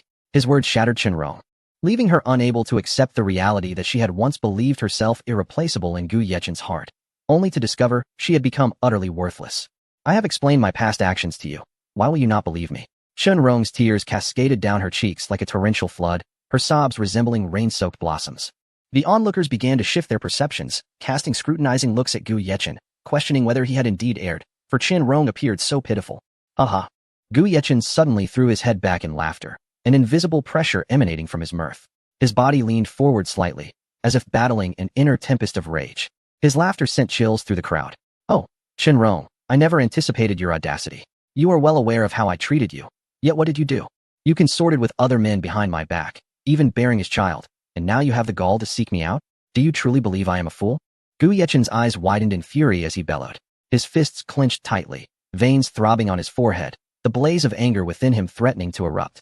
And he feared he might impulsively strike Chen Rong, the unscrupulous woman, across the face. You scoundrel! I spit on you. I have never encountered someone as shameless as you. So easily swayed by mere words, to the point of sharing a bed with another man and bearing his child, only to return to me? I am not a refuse heap. Gu Yechen's fervor intensified with each word, his every utterance brimming with disdain and contempt for Chen Rong. The tragic fate of his former self ignited a flame of wrath within him, for he now possessed control over this body. A reminder that this transgression had once been his own. With each of Gu Yechen's words, Chen Rong's complexion grew increasingly pallid, her heart laden with regret and self-reproach. She recognized her missteps, yet it was too late. She had forfeited Gu Yechen's love and trust. Helpless, she collapsed to the ground, her gaze hollow as she looked up at Gu Yechen, as if pleading for his forgiveness. However, Gu Yechen would no longer grant her any opportunities. He turned, taking Zhang Yun's hand, and departed without casting a glance back. Gu Yechen had never been particularly attached to love, especially now, as a wealthy man. He was aware that countless women would flock to him, drawn by his status. As for Chen Rong, the one who had once inflicted pain upon him, she had become a mere passerby in his life. From that moment forth, he would no longer linger for her, nor allow her to cast a shadow over his heart. Chapter 131. A resounding slap to Chen Rong, as Chen Rong witnessed Gu Yechen turning to leave. She abruptly seized his arm with a grip so fierce it seemed as though she intended to embed it within her palm, refusing to let go. Don't go. I realize my mistakes. Release me, Gu Yechen replied, his tone as frigid as a gale sweeping across the Arctic, chilling the very air around them. No, let's start over. Shall we? I truly understand my error, Chen Rong pleaded, her face contorted in anguish, tears welling in her eyes, threatening to spill over. She fixed her gaze on Gu Yechen, her expression rife with desperation, akin to a drowning soul clinging to the last vestiges of hope. With Jiang Zihao incarcerated, she was left with no choice but to seek Gu Yechen's aid. Get away from me. Gu Yechen's eyes widened suddenly, a fierce glare emanating from him, as if the air itself had turned to ice under the weight of his wrath. His animosity towards this deceitful woman was palpable, a volcano on the verge of eruption, burning with unrestrained fury. Yet, being a law-abiding citizen, he could not resort to acts of violence. Nevertheless, he would not let her escape unscathed. While overt aggression was not an option, subtle retribution was certainly within his reach. A sharp crack resonated through the air as Zhang Yun dashed forward, unhesitatingly raising her hand to deliver a stinging slap to Chen Rong's face. How dare you return to seek him after abandoning him? You ended things the moment you walked away. I should thank you. Gu Yechen is truly remarkable, a gentle soul unlike any I've ever known. Each word she uttered pierced Chen Rong's heart like arrows, her gaze fierce and resolute, determined to dismantle Chen Rong's very essence. Gu Yechen was taken aback by this sudden turn of events and quickly grasped Zhang Yun's hand, gently examining it. Does it hurt? Don't be foolish. Your well-being is paramount. Nothing else matters. His voice was soft and filled with concern, his eyes brimming with warmth. Zhang Yun's face blossomed into a radiant smile, the sensation of care washing over her like a gentle tide. I'm fine, she replied. How dare you strike me? It took a moment for Chen Rong to regain her senses, her eyes wide with disbelief, burning with fury that seemed capable of igniting the very atmosphere. She glared at Zhang Yun, consumed by jealousy as she witnessed the intimacy shared between Gu Yechen and Zhang Yun, her rationality slipping away. In a frenzy, she rose and lunged at Zhang Yun like a wild beast. Get lost. Gu Yechen noticed Chen Rong's reckless advance and swiftly raised his hand, delivering a powerful slap that echoed like thunder. The impact was so forceful that it sent two of Chen Rong's teeth flying. Her cheek instantly swelled, a trickle of blood seeping from the corner of her mouth. Gu Yechen's expression darkened ominously, his icy stare capable of freezing anyone in their tracks. To raise a hand against Zhang Yun was akin to signing her own death warrant. Gu Yechen's women were not to be trifled with. The last individual who harmed Jiang Qingyan met a grim fate, while those who dared to encroach upon Tong Wenwen were left in tatters. And the one who sought to tarnish Ning Qianxue now languished in prison. Chen Rong's face was a mask of disbelief as she cradled her swollen cheek, staring blankly at Gu Yechen, her body trembling involuntarily. She could never have anticipated that the once tender-hearted Gu Yechen would turn against her with such ruthless resolve. Gu Yechen, you would strike me for this woman? Chen Rong screamed, her voice sharp and piercing, echoing like a thunderclap through the night, causing those nearby to wince in pain. Gu Yechen regarded her with icy indifference, as though she were a complete stranger. This is your doing. Do not entangle yourself further. His voice was devoid of warmth, chilling enough to instill fear. Collapsing to the ground, Chen Rong wept bitterly, her cries laced with despair, as if she were attempting to expel all the anguish within her. Yet, Gu Yechen did not spare her another glance, taking Zhang Yun's hand and resolutely turning away, their steps unwavering. Gu Yechen, is this truly appropriate?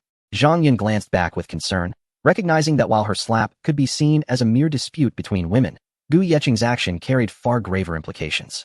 Gu Yechen tightened his grip on her hand, imparting strength. Do not concern yourself with her. Such a person is unworthy of sympathy. His voice was steady and reassuring, providing Zhang Yun with solace. Zhang Yun nodded gently, leaning against Gu Yeqing, basking in the security he offered. She knew that as long as he was by her side, fear had no place in her heart. Watching their retreating figures, Chen Rong was consumed by regret and despair. Yet, it was far too late. She had single-handedly shattered the beauty she once possessed. The tenderness and care that had once enveloped her were now mere phantoms, dissipated without a trace. Gu Yeqing led Zhang Yun to the front desk, where he intended to speak when they encountered a lobby manager from the Jinxiao Hotel. The manager paused upon seeing Zhang Yun. "Ah, is this not our stunning beauty, Zhang Yun? Is he your boyfriend?" The woman regarded Zhang Yun with a hint of disdain and mockery, and Ran approached Gu Yeqing, scrutinizing him. Well, I must say, you've chosen quite well. Zhang Yun, who would have thought you'd end up with such a young and handsome man? We all assumed you had no interest in men. Young man, you've done well. To win over someone who once shunned the male gaze. Imagine the envy of those who know." And Ran continued, her words dripping with sarcasm. Zhang Yun frowned slightly, puzzled by Ran's presence. This was her university classmate, but their relationship had always been strained. And Ran's boyfriend had ditched her for Zhang Yun not long after they had started dating. Although he ultimately failed in his pursuit, it had left Ran embittered, directing her resentment towards Zhang Yun. Zhang Yun had no desire to engage with her, yet Ran was relentless. "Don't leave yet," and Ran said with a feigned smile directed at Zhang Yun. Gu Yeqing, already feeling uncomfortable, found this encounter even more distressing. "Who are you? Is this how your hotel treats its guests?" he inquired, glaring at Ran. "Not at all. I merely spotted an old classmate and wished to reconnect." And Ran replied with a smile, though her disdainful gaze remained thoroughly unpleasant. "Call your manager. I want to see how your hotel treats its guests." Gu Yeqing's voice was icy, directed sharply at Ran. Chapter 132. Did you truly believe no one would dare to strike you? Lately, I have been rather fatigued, which has resulted in a slower pace of updates. Furthermore, the data has been disheartening, leaving me somewhat demotivated. I shall endeavor to provide another chapter tomorrow. Our manager is exceedingly busy. Feel free to communicate any concerns to me, as I am the lobby manager here, and I oversee all matters pertaining to the front desk." And Ran smiled, her expression tinged with arrogance and disdain. In her eyes, Zhang Yun and Appo's work was undoubtedly mediocre. Her occasional display of elegance was nothing to fret over. Beside her, Gu Yeqing appeared to her as nothing more than a playful puppy, posing no cause for concern whatsoever. "Summon your manager. Your service attitude is severely lacking, and I wish to lodge a complaint against you," Gu Yeqing stated calmly, his voice steady yet resolute. As he spoke, he held Zhang Yun's hand tightly, his warm palm conveying reassurance that she need not feel anxious. And Ran's expression shifted dramatically, her previously triumphant demeanor suddenly frozen. However, she did not genuinely panic, for her relationship with the lobby manager was far from ordinary. In her heart, she believed that even if this guest lodged a complaint, the manager would side with her. Before long, a man, approximately in his 40s, appeared before Gu Yeqing. He was slender, standing about 7 centimeters shorter than Gu Yeqing. Though he had reached the age of reason, he still retained a spirited presence and an upright posture. "Greetings, I am Li, the lobby manager here. May I inquire how to address this esteemed guest?" The man wore a seemingly respectful smile, yet his eyes scrutinized Gu Yeqing and Zhang Yun. "My surname is Gu. Is this how your management treats guests?" Gu Yeqing met his gaze unwaveringly, his expression devoid of fear. Although he expressed evident dissatisfaction, his initial impression of the manager was somewhat acceptable. "Mr. Gu, our Golden Bridge Hotel is a dining establishment. If you seek to cause trouble, I believe you have come to the wrong place," the manager replied, his countenance darkening as he spoke. In his view, Ran was always well-behaved and sensible. She would never instigate conflict unnecessarily. Thus, he hastily labeled Gu Yeqing as the troublemaker, failing to grasp the truth of the situation. This blatant bias astounded Gu Yeqing. Had anyone under his supervision exhibited such blind favoritism without seeking the truth, they would have been promptly dismissed. Gu Yeqing, recognizing the futility of conversing with such an unreasonable individual, promptly retrieved his phone and dialed Su Haoran. The manager and Ran observed Gu Yeqing's actions, believing he was merely posturing, attempting to intimidate them. Initially, the manager's demeanor was tolerably polite, but upon hearing Gu Yeqing mention Ran's problematic attitude, his disposition underwent a complete transformation. He was convinced that Gu Yeqing was merely bluffing, attempting to frighten them. "Su, I have arrived. However, I cannot ascend. I have been impeded by someone claiming I am seeking trouble." Gu Yeqing spoke with a faint smile, his tone unhurried. Beneath his calm exterior, however, simmered a barely concealed anger. On the other end of the line, Su Haoran sat leisurely in a luxurious private room, savoring tea while awaiting Gu Yeqing's arrival. He had arrived 20 minutes early and had been waiting for around 20 minutes when he received Gu Yeqing's call. "What?" Su Haoran's fury ignited upon hearing this. He had invited Gu Yeqing for dinner with his own plans in mind. keenly sensing that Gu Yechen was no ordinary individual but perhaps a scion from a prominent family seeking experience. Establishing a rapport with him would undoubtedly benefit both his and his family's future. Yet now, he was informed that his esteemed guest had been barred from entering the lobby. This was intolerable. Su Haoran swiftly secured his suit jacket, his expression darkening with anger. With a wave of his hand, he summoned several burly, well-trained bodyguards and hurried downstairs. His footsteps were swift, fueled by a growing rage as he resolved to ensure that those foolish enough to obstruct Gu Yechen faced consequences and that he would provide Gu Yechen with a satisfactory explanation. When Su Haoran and his imposing entourage stormed into the lobby, the manager and Enran remained standing there, their expressions still rife with disdain. "Is your guest not yet arrived?" Enran scoffed derisively, her smile laden with mockery and scorn, as if she were convinced Gu Yechen was merely posturing. At that moment, Gu Yechen could no longer contain himself. He stepped forward abruptly, delivering a resounding slap. "Did you truly believe no one would dare strike you?" Gu Yechen's tone was flat, devoid of any tremor, yet his eyes betrayed an unmistakable fury. The manager's eyes widened in disbelief at the spectacle. How dare someone strike his lover in his presence? "Security! Throw him out!" he shrieked, his voice sharp and laced with rage. Several security personnel, upon receiving the manager's command, advanced toward Gu Yechen, their strides heavy and urgent, as if they were determined to enact the manager's orders immediately. Just then, a booming voice echoed through the room. "What is happening here?" Su Haoran thundered, his voice resonating like thunder, silencing the entire lobby. He moved with remarkable agility, reaching Gu Yechen's side in an instant. "Brother Gu, are you unharmed?" Su Haoran extended his hand, his expression filled with contrition. Gu Yechen glanced at Su Haoran and shook his hand, responding coolly, "I am fine. I merely find the service attitude of the Golden Bridge Hotel to be rather subpar." Unbeknownst to him, the Golden Bridge Hotel belonged to Su Haoran. He was merely speaking his mind, unafraid and honest. However, Su Haoran's expression darkened instantaneously, as if ink would drip from it. He turned to glare at the manager and Enran, his icy gaze penetrating deeply, seemingly capable of freezing their very souls. Upon witnessing Su Haoran's arrival, the manager and Enran turned as pale as ghosts, their legs trembling, nearly collapsing to the ground. They quaked uncontrollably, their lips quivering, speechless. They had never anticipated that the guest they had so contemptuously disregarded would prompt their boss, Su Haoran, to personally intervene. At that moment, they were engulfed by dread, realizing they had crossed paths with the wrong individual and had made a grievous error. "Mr. Gu, the previous incident was a misunderstanding. We were merely jesting with you." Manager Li's demeanor shifted dramatically, his previous arrogance replaced with abject fear, leaving Gu Yechen to marvel at his rapid transformation. "You were not saying that moments ago. If memory serves, you instructed the security to throw me out." Gu Yechen observed the unfolding scene with keen interest. Hearing Gu Yechen's words, the manager's face drained of color, beads of sweat forming on his brow. He had indeed made such a statement, but that was before he understood Gu Yechen's true identity. Now filled with regret, he shot a venomous glare at Enran, as if wishing to flay her alive. Su Haoran, having overheard Gu Yechen's remarks, was consumed by rage, his desire to retaliate intensifying. After all his efforts to cultivate a rapport with Gu Yechen, he would be infuriated if these two ignorant fools jeopardized their burgeoning relationship. "Brother Gu, the Golden Bridge Hotel is my establishment. This matter is indeed my concern, allowing such individuals to be employed here and to occupy key positions. How do you wish to resolve this?" Su Haoran pressed down his fury, striving to maintain a calm demeanor as he addressed the two culprits standing before him, then turned to seek Gu Yechen's opinion. Gu Yechen was somewhat taken aback. He had not anticipated that the Golden Bridge Hotel was owned by Su Haoran. Had he known earlier, he might have chosen his words more cautiously.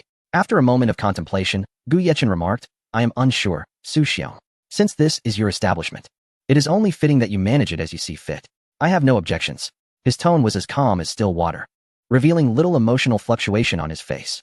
He understood that this was Su Haoran's hotel, and naturally, the decision should lie with him.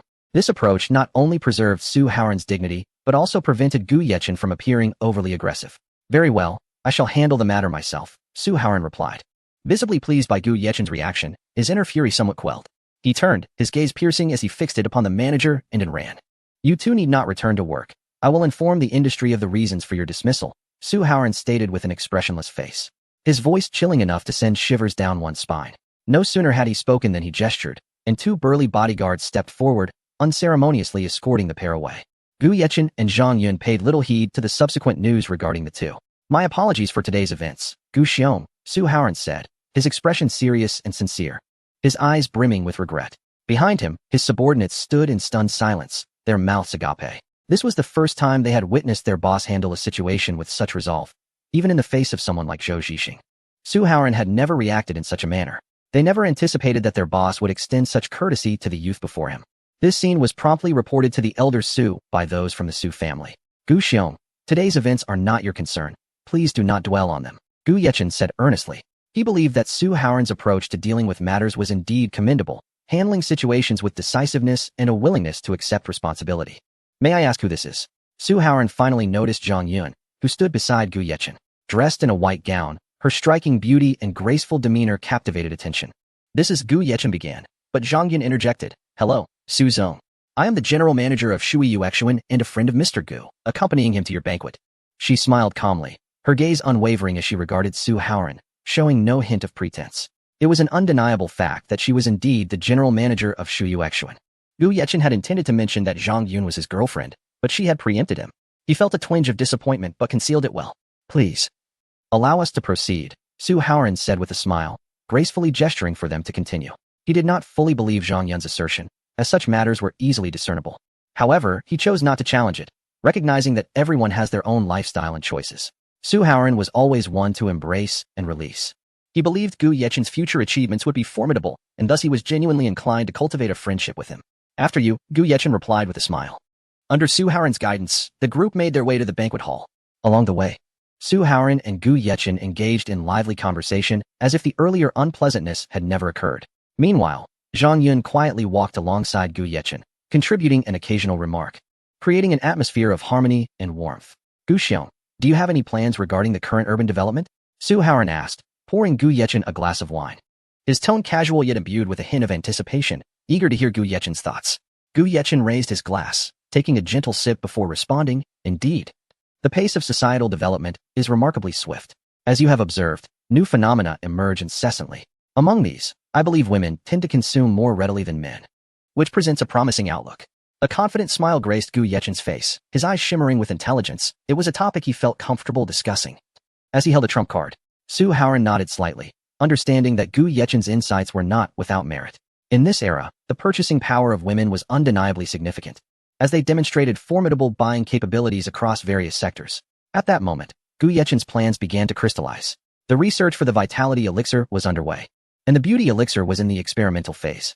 Gu Yechen was resolutely confident in these two projects, as the ingredients prescribed by the system were readily available, albeit requiring a substantial financial investment.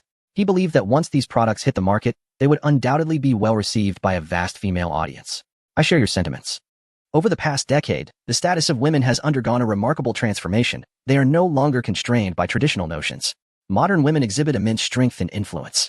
They are increasingly inclined to spend, particularly in industries related to skincare, Su Haoran remarked, his eyes glinting with contemplation. He secretly harbored thoughts of venturing into this domain, sensing it could be a lucrative opportunity. Thus, the two continued to drink and share their thoughts, delving from the current market landscape to future developmental trends. From product research to marketing strategies, their conversation deepening and igniting sparks of inspiration. As time passed and night deepened, the hotel lights dimmed further. Yet the enthusiasm of Gu Yechen and Su Haoran remained undiminished, as if they had forgotten the passage of time. After the meal, Gu Yechen presented Su Haoran with 2 boxes of tea leaves, containing 20 pieces, 10 more than usual. Su Xiong, these 2 boxes of tea are your reward. Thank you for your unwavering support. Gu Yechen smiled as he handed the gifts to Su Haoran. Su Haoran's eyes lit up at the sight of the tea. He felt it was well worth it. Just by presenting these boxes to the elder, his position would be secured once more. Thank you, Gu Xiong. Should you require any assistance in the future, do not hesitate to ask. I will never refuse, Su Haoran said, cradling the tea boxes as if afraid to lose them. After escorting Gu Yechen and Zhang Yun out, he promptly returned to the Su residence. The night was enchanting, with a gentle breeze wafting through the air. After leaving the hotel, Gu Yechen and Zhang Yun headed home. Chapter 133. Li Ruoyan. Upon awakening the next day, Gu Yechen slowly opened his eyes, gazing at the woman in his embrace with a face full of tenderness. He gently extended his hand, delicately caressing her cheek, his touch as soft as the morning breeze. At that moment, Zhang Yun stirred awake, her drowsy eyes still clouded with sleep, but they filled with affection upon seeing Gu Yechen. You worked hard last night. Gu Yechen gazed intently at her, his eyes brimming with concern and warmth. Zhang Yun said nothing, merely smiling faintly before nestling closer into his arms. For her, there was nothing more significant than being wrapped in the embrace of her beloved at that moment. After freshening up, Zhang Yun donned her professional attire, preparing to head to work, while Gu Yechen intended to visit the Yunding building, which now entirely belonged to him. What exactly is a billionaire system? It certainly is not just a trifling gift. Look at the system Gu Yechen possesses. It boasts a staggering financial backing of hundreds of trillions. The company can be accessed at will. He had never encountered such a lavish and generous system. Gu Yechen drove his sleek sports car, speeding toward the Yunding Building. The Yunding Building, as the tallest edifice in Shanghai City and the second tallest in Huaguo, stood majestically in the heart of the city, imposing and magnificent. It is a multifunctional commercial complex, encompassing offices, retail spaces, conference rooms, sightseeing areas, and trading facilities, covering an area of 20,000 square meters. The entire structure comprises three main components: the tower, the podium, and an expansive basement. The main tower boasts 125 stories, reaching an astonishing height of 620 meters, piercing the clouds as if striving to touch the heavens. The podium consists of 12 stories at a height of 60 meters, exquisite and elegant, while the basement extends across 5 levels, plunging to a depth of 34 meters, akin to a mysterious underground castle. This grand structure undeniably serves as a striking landmark in the city, its unique design and radiant facade capturing the attention of many, establishing it as an iconic building of Shanghai City. Gu Yechen could not help but marvel at the system's grandeur and generosity. Knowing that the entire Yunding Building was now his, sometimes, he couldn't help but ponder how the former owners of the company would react, and what memories they would recall upon discovering the change in ownership. Would a new fragment of memory suddenly emerge in their minds? Surely, it would. After all, the entire company had been sold. Upon reaching his destination, Gu Yechen skillfully parked his car. True to his routine, he sought out a nearby food stall, purchasing a steaming cup of soybean milk and 2 sweet fried dough sticks, his most cherished breakfast combination. Just then, his phone rang unexpectedly.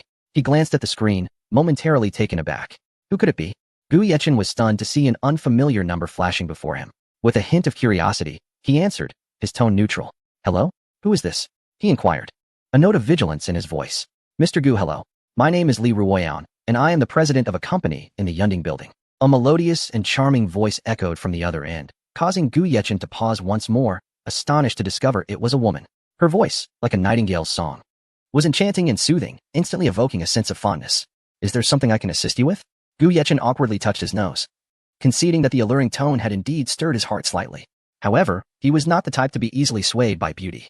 It was simply that her voice was too captivating to overlook. "Mr. Gu, the leasing contract between our company and the Yunding Building is set to expire next month. Originally, we intended to renew the contract, but I was abruptly informed that the owner has changed, and I was directed to contact you. I wonder if it would be convenient for us to meet." Li Ruoyan spoke from her spacious and bright office, her expression revealing a hint of nervousness. Gu Yechen grasped the situation, internally muttering that it was undoubtedly the system that had shared his phone number with others, leading them to Li Ruoyan. "This is not a problem at all. I am currently downstairs, and you are welcome to come find me," Gu Yechen replied with a smile, considering the matter rather trivial. "Okay, I will come down immediately." Li Ruoyan's tone relaxed significantly, as she had initially worried that Gu Yechen might refuse, given that the Yunding Building was no ordinary place. Situated in the financial heart of Shanghai City, and of immense value. Seated on a simple bench, Gu Yechen leisurely enjoyed his fried dough sticks and soybean milk. Clad in pristine white sportswear, though seemingly simple, it was quite expensive, amounting to several thousand. With newfound wealth, he naturally indulged in a few luxurious garments to avoid being underestimated. Gu Yechen had never been fond of formal attire, except for special occasions. Typically, he preferred the comfort and freedom of sportswear, allowing him to move as he pleased. Before long, Li Ruoyan's crisp phone call rang again. "Hello, Mr. Gu. I'm downstairs. May I inquire where you are?" Her voice carried a hint of uncertainty and was gently inquisitive. "I'm at a local eatery called Old Wang's Baozi. You can come here," Gu Yechen replied blandly. He found the name somewhat peculiar. It felt odd to refer to Old Wang in such a manner. "All right, I'll head over now." Li Ruoyan chuckled, her alluring voice truly delightful. Upon hanging up, Li Ruoyan felt a wave of exasperation wash over her. Standing there, she looked around, utterly unsure of the whereabouts of this so-called Old Wang's Baozi. "Excuse me, miss. Do you happen to know where Old Wang's Baozi is?" Li Ruoyan approached a passing young girl politely, her eyes filled with hope. The girl shook her head, indicating she did not know. After thanking her, Li Ruoyan sighed in frustration and continued her search. "Excuse me, sir. Do you know where Old Wang's Baozi is?" She spotted an elderly man sitting by the street. Smiling broadly as she inquired, her tone tinged with urgency. The old man scratched his head, pondering for a moment, then waved his hand dismissively. "Sorry, young lady. I don't know." Li Ruoyan's brow furrowed slightly, her anxiety mounting. She walked along the street, asking various people, but the responses she received ranged from unhelpful to vague. Just as she was about to give up, an elderly gentleman finally provided her with the location. At last, around the corner, She spotted the eye-catching sign of Old Wang's Baozi. Though the sign appeared somewhat worn, in Li Ruan's eyes, it shone like a beacon of hope, bringing a joyful smile to her weary face. However, as she approached, her expression darkened instantly, for it turned out to be Wang's Baozi shop. Chapter 134. The Success of the Beauty Pill.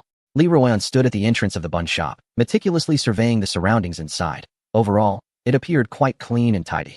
She entered with a light step, her gaze scanning the interior, uncertain of where Gu Yechen might be seated. Just as she contemplated reaching for her phone to inquire, a familiar yet somewhat uncertain voice called out to her. Li Ruan. Gu Yechen squinted slightly, calling her name with hesitation. Following the direction of the voice, Li Ruan spotted a tall young man seated in the corner, his intense gaze fixed upon her.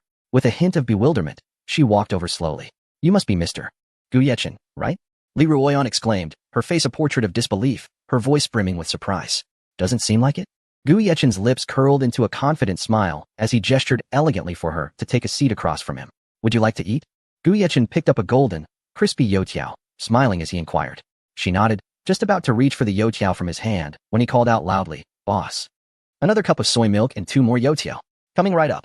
The boss's resounding reply echoed from the kitchen. Li Ruoyan's cheeks flushed slightly, feeling a bit embarrassed as she withdrew her hand, her gaze evasively shifting to Gu Yechen. Are you really Mr. Gu Yechen? She asked again. But Gu Yechen did not respond immediately. How would you like to discuss this? His casual demeanor and the gentle smile on his face suggested that this was not a significant business negotiation, but rather a friendly chat. Li Ruoyan was momentarily taken aback, feeling a ripple of emotions in her heart at his carefree words. The meticulously prepared formalities and structured proposals she had in mind seemed to waver in that instant. Mr. Gu, regarding this collaboration, our company truly values it. Li Ruoyan took a deep breath, striving to regain her composure. Is there any possibility of closing the deal at the original price? Her eyes sparkled with hope and earnestness, for her company was currently low on funds. Gu Yechen did not respond immediately. Instead, he leisurely took a bite of the youtiao, savoring it. Li Ruoyan's heart raced, anxiously awaiting his reply. Miss Li, you should understand that market conditions are ever-changing, Gu Yechen stated slowly after sipping his soy milk. Maintaining the original price might be somewhat challenging. Her expression dimmed momentarily, yet she pressed on. Mr. Gu, our company has always placed great importance on the location of Yunding Building and hopes for a long-term collaboration. If there could be some flexibility on the price, we would be willing to provide you with more support and opportunities for cooperation in other areas in the future.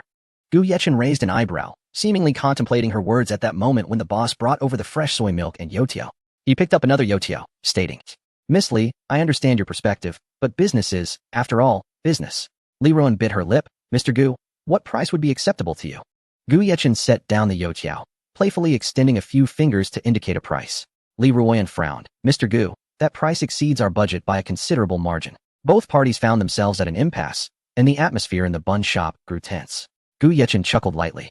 How about we pause this discussion for now and enjoy our breakfast? Li Ruoyan nodded resignedly, her mind racing with thoughts on how to persuade Gu Yechen to lower the price.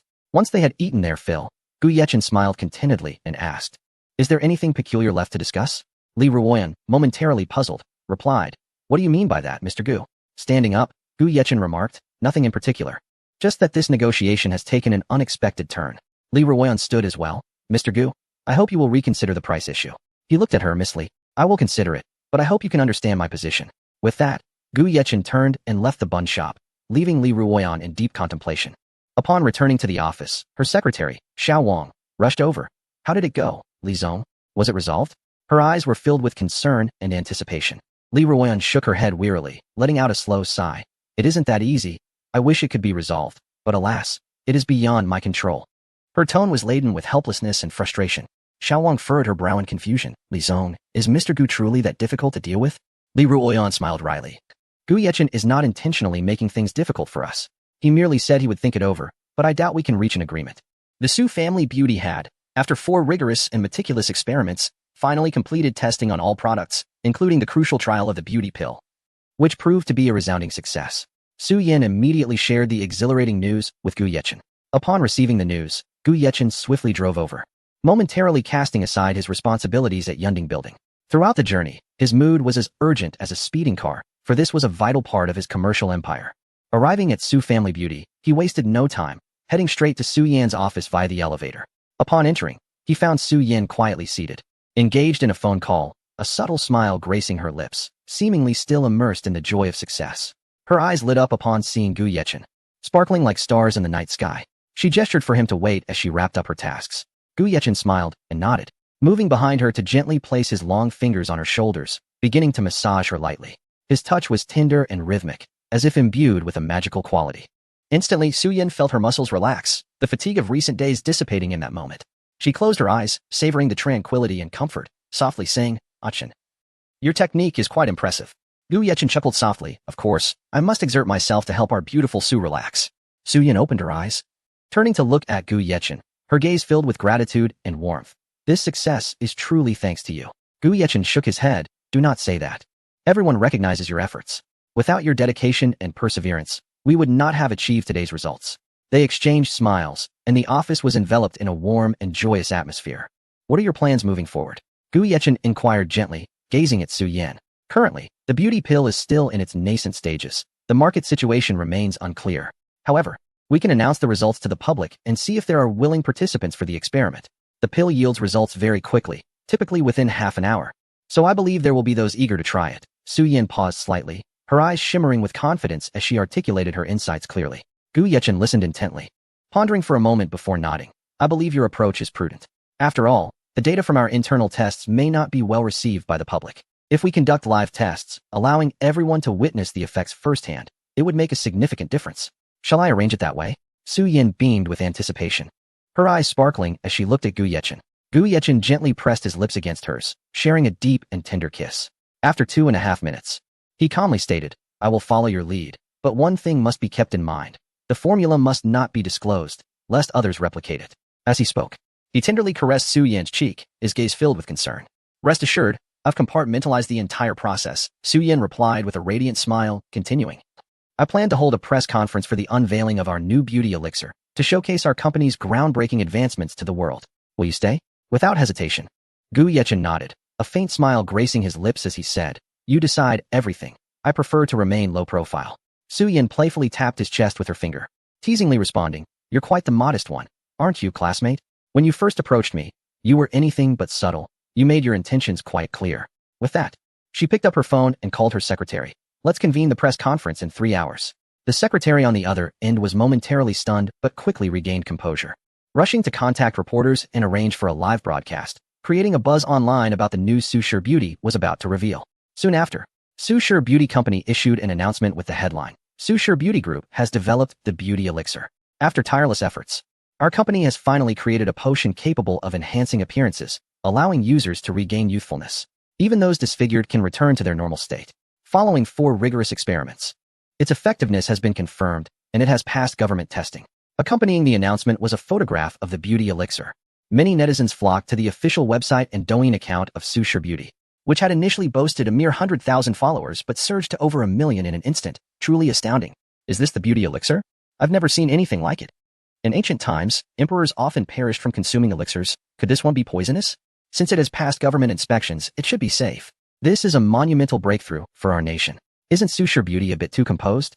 With such significant news, they merely issued this announcement? If it were me, I would flaunt it to the world." Gu Yechen pondered silently, feeling a twinge of annoyance at Su-Yin's audacity to jest with him. She seemed to have forgotten who the true leader was. He would ensure she understood her place. As Su-Yin turned away after hanging up, Gu Yechen swiftly scooped her into his arms and strode toward the bedroom. "Woman, you were just playing with fire," he declared, his gaze intense, though his tone remained calm, emanating an irresistible force. Su-Yin, startled by his sudden action, regained her composure and retorted, "Do you think I can extinguish this fire?" Laughter and playful banter echoed from within the room. Who could possibly know what transpired behind closed doors?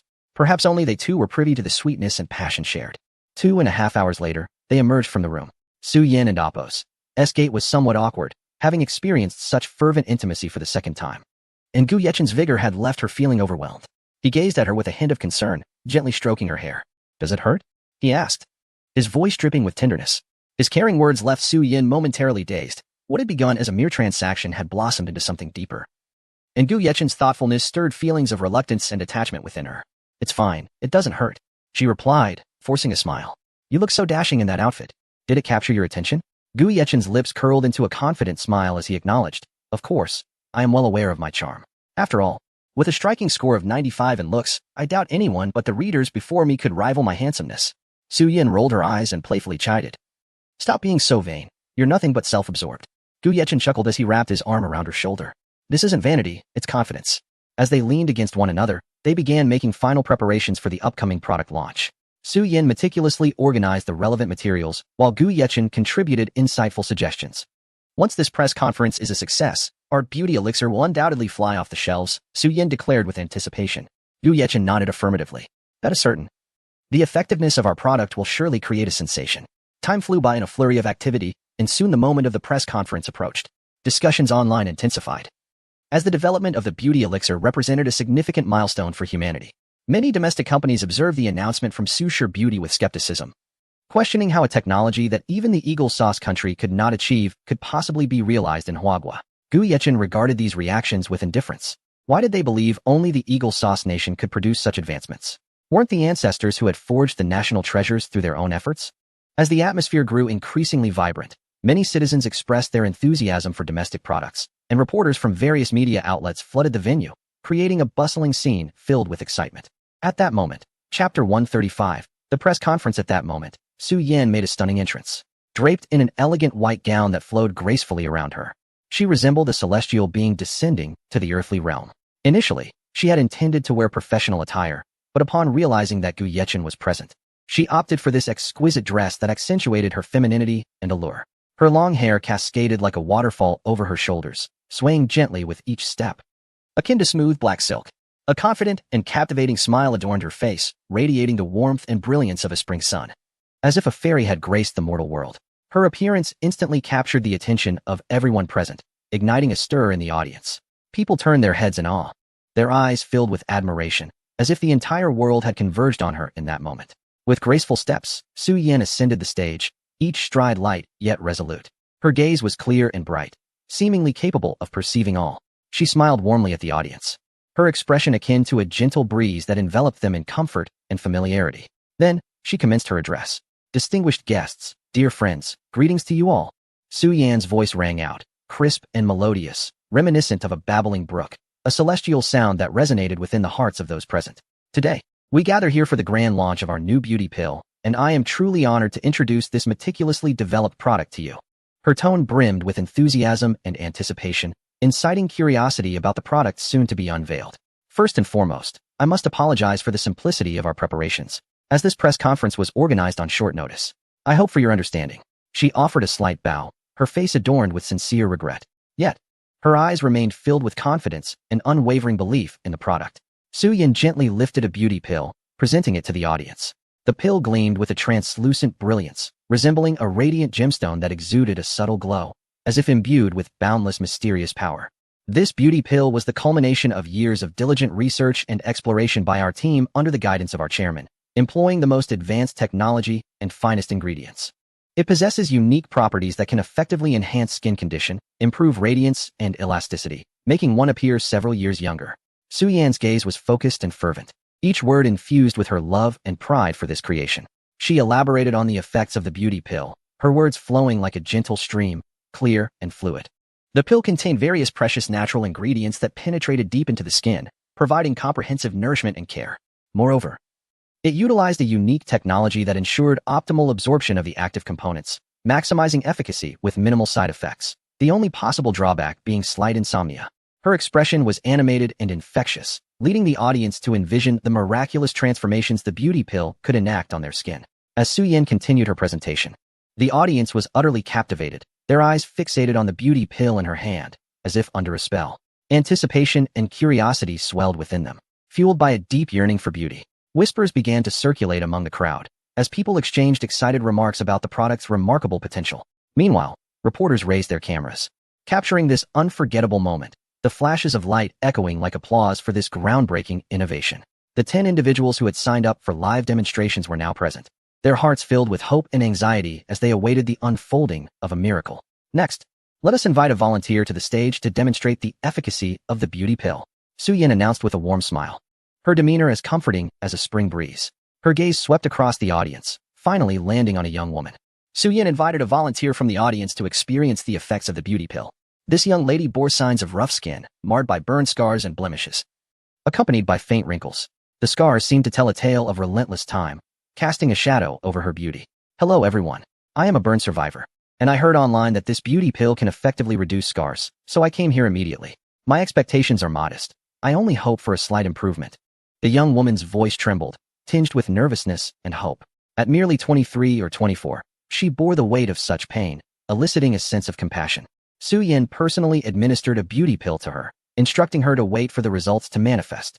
As moments ticked by, no visible changes occurred, leading to a wave of restlessness in the audience. Whispers of skepticism began to rise, with some local business leaders openly questioning the product's efficacy. Upon hearing these remarks, Su Yan's demeanor darkened. A flicker of anger and determination flashed in her eyes as she called out, "Security!" Immediately, a contingent of well-trained security personnel appeared, poised and serious, awaiting Su Yan's command. "You all watch closely. If anyone continues to defame our nation, throw them out." Su Yan's tone was calm yet laced with an undeniable fury. This declaration ignited a fervent response from the crowd.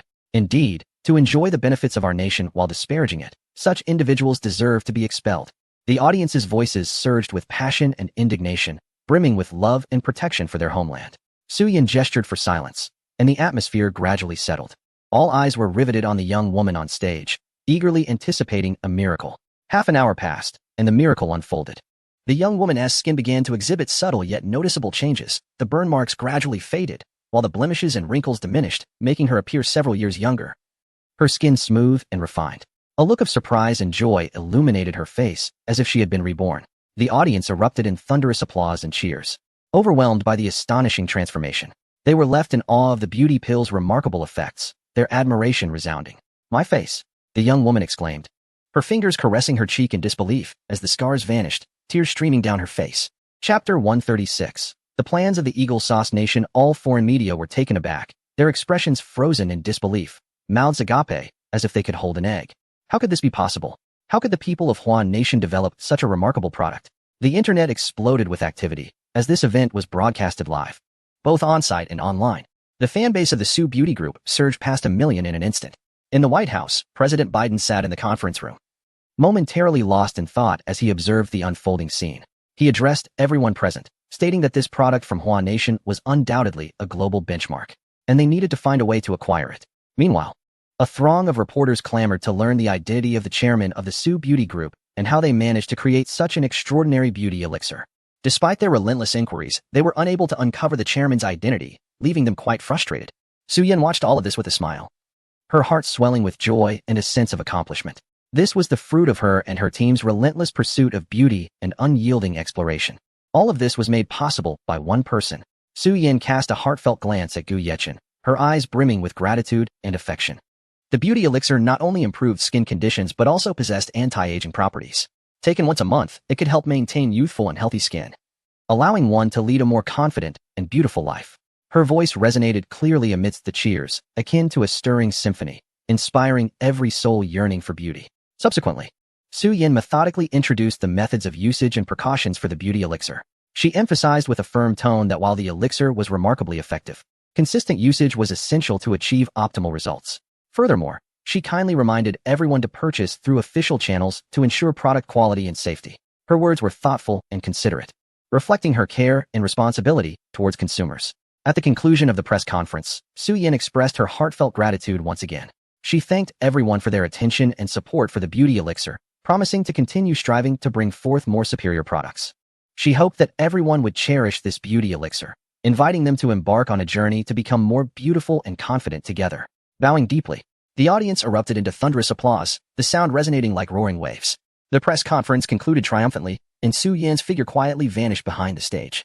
Yet, the legend of the beauty elixir was only just beginning. In the following days, the beauty elixir swiftly ascended to prominence in the market, garnering widespread affection and adoration from consumers. It not only achieved monumental success domestically, but also gained international acclaim, becoming a resplendent emblem of the Chinese beauty industry. Su Yan and her team, due to this miraculous beauty elixir, emerged as leaders in the industry, receiving admiration and respect. Of course, these developments would unfold later. After the press conference, in Su Yan's office, Gu Yechen observed her weary demeanor and felt a pang of sympathy. He gently approached her and softly massaged her shoulders. "Are you tired?" he inquired, his voice as gentle as a spring breeze. "With you here, I am not tired." Su Yan gazed up at him, her eyes filled with affection, playfully teasing him. "Ah, woman, you are playing with fire again. Given your hard work today, I shall spare you this time." Gu Yechen chuckled, placing a light kiss on her forehead. Su Yan felt her cheeks flush at his words, fully aware of the implications behind them. I have matters to attend to. I merely pushed aside other engagements to come here, Gu Yechen remarked with a smile. I understand. Go ahead and handle your affairs, as long as you remember me. Su Yan responded with a sweet smile, radiating an air of intellect and elegance. Although she spoke lightly, a hint of discomfort lingered within her. If only Gu Yechen were solely hers, but that thought was evidently unrealistic. It's getting late. Let me accompany you for lunch. Gu Yechen noticed Su Yan's slight dismay. He decided to prioritize their time together over his other commitments. Is that really possible? Don't you have matters to attend to? Su Yan was taken aback, having mentally prepared for him to leave. It's nothing pressing. I just purchased the Cloudtop Tower and haven't had the chance to assess it yet, Gu Yechen replied nonchalantly, his words landing on Su Yan like a bombshell. You big spender. Su Yan was left speechless, surprised by her own words. Little Su, you call me a big spender. What does that make you? The wife of a big spender? Gu Yechen laughed heartily. Who would want to be your wife? You are so fickle, with so many women, Su Yan playfully retorted, her head drooping in disappointment. Though I have many women, when have I ever neglected you? Gu Yechen smiled, his demeanor warm. You are a flirt, yet you say you want to provide a home for all your women. Only a scoundrel would utter such words. Su Yan replied, feeling exasperated as Gu Yechen's words seemed to stray further from the point. That's not true. I do indeed have a fondness for beauty. But I would never mistreat my women. Even if we were to part ways in the future, I would ensure their well-being, unless they betray me, Gu Yechen asserted earnestly. I still believe that. You gave 20 billion to someone we don't even know? Su Yan agreed with his sentiment. Gu Yechen gently touched her nose and said, don't overthink it. Let's go eat. All right. The mention of food brightened Su Yan's spirits, as it meant Gu Yechen could spend more time with her. Subsequently, Gu Yechen led Su Yan to an upscale restaurant. As they settled into their seats, a sharply dressed man approached, his gaze filled with provocation. Su Yan, why are you with this little brat? The man inquired, his tone unfriendly and seemingly looking for trouble. Gu Yechen was momentarily taken aback. Little brat? Are you referring to me? Am I that small? A series of questions left Gu Yechen feeling somewhat speechless. Chapter 137. The Mo family's attempt to kidnap Zhang Yun. This matter does not concern you, Zhao Yu. Su Yan furrowed her brow, her expression displeased. Zhao Yu, the eldest son of the Zhao family from Shanghai, had been pursuing Su Yan relentlessly, yet she paid him no heed. Su Yan, I have pursued you for so long without a response, yet you choose to associate with this unknown individual? Zhao Yu's tone grew increasingly irritable as he reached out to grab Su Yan. Gu Yechen's expression darkened, his mind racing with expletives. How embarrassing it would be if you dared to touch my woman in front of me. He swiftly intervened, blocking Zhao Yu's advance. Remove your hand. Zhao Yu, filled with indignation, pointed a finger at Gu Yechen, cursing him vehemently. Who do you think you are to obstruct me? Gu Yechen rose, casting a frosty glare at Zhao Yu. Su Yan is already mine. If you dare to pursue her further, do not blame me for being impolite. Zhao Yu waved his hand, summoning his followers to encircle Gu Yechen, their demeanor suggesting an impending altercation. Unfazed, Gu Yechen sidestepped and delivered a powerful punch, toppling the foremost lackey to the ground. The others hesitated, their courage waning. Gu Yechen then turned his attention back to Zhao Yu, landing a punch squarely on his face. With someone like you, how dare you act superior? Get lost. He bellowed. Pale and defeated, Zhao Yu retreated with his companions in shame. I apologize for the scare, Gu Yechen said as he returned to his seat, addressing Su Yan. With you around, I have nothing to fear, Su Yan replied with a sweet smile. Subsequently, the two enjoyed their lunch, their bond deepening through this minor upheaval. Meanwhile, Su Haoran carefully returned with tea leaves to the Su family, presenting them to the elderly patriarch. Upon seeing the tea, the old man's eyes widened in surprise as he shifted his gaze from the leaves to Su Haoran. Where did you acquire these? Su Haoran straightened, a proud smile illuminating his face. I obtained them from the cellar. Grandfather, I exerted considerable effort to acquire these. I inquired everywhere and invested significant thought to secure them. As he spoke, he observed the old man's expressions, which reflected affection and admiration, filling Su Haoran with secret elation, feeling that his efforts were not in vain. The elderly patriarch gently picked up the tea leaves, examining them closely and inhaling their fragrance, nodding in satisfaction. Haoran, to obtain such fine tea signifies your dedication. This cellar is remarkable. You should maintain contact with him for future endeavors, ensuring we have a steady supply of such exquisite tea. Su Haoran eagerly nodded. Rest assured, grandfather. I will. His heart brimmed with joy, pleased by the old man's apparent approval. He promptly dialed a number, instructing the person on the other end to continue disciplining Mo Ziyu and Jiang Zihao, ensuring they remained unharmed, but otherwise free to act as they wished. Upon learning of Mo Ziyu's plight, Mo Diyuan could no longer remain composed, his heart racing with urgency as he sought to leverage his connections to secure Mo Ziyu's release. However, The situation proved more complex than anticipated. He soon fixed his fierce gaze upon Gu Yechen, resolutely believing that all of this turmoil stemmed from him. If only he could eliminate Gu Yechen, everything would revert to normal. He contacted the Dark Blade gang once more, this time without hesitation, raising the bounty to 100 million, asserting that he sought to incite Gu Yechen's fury, regardless of the consequences.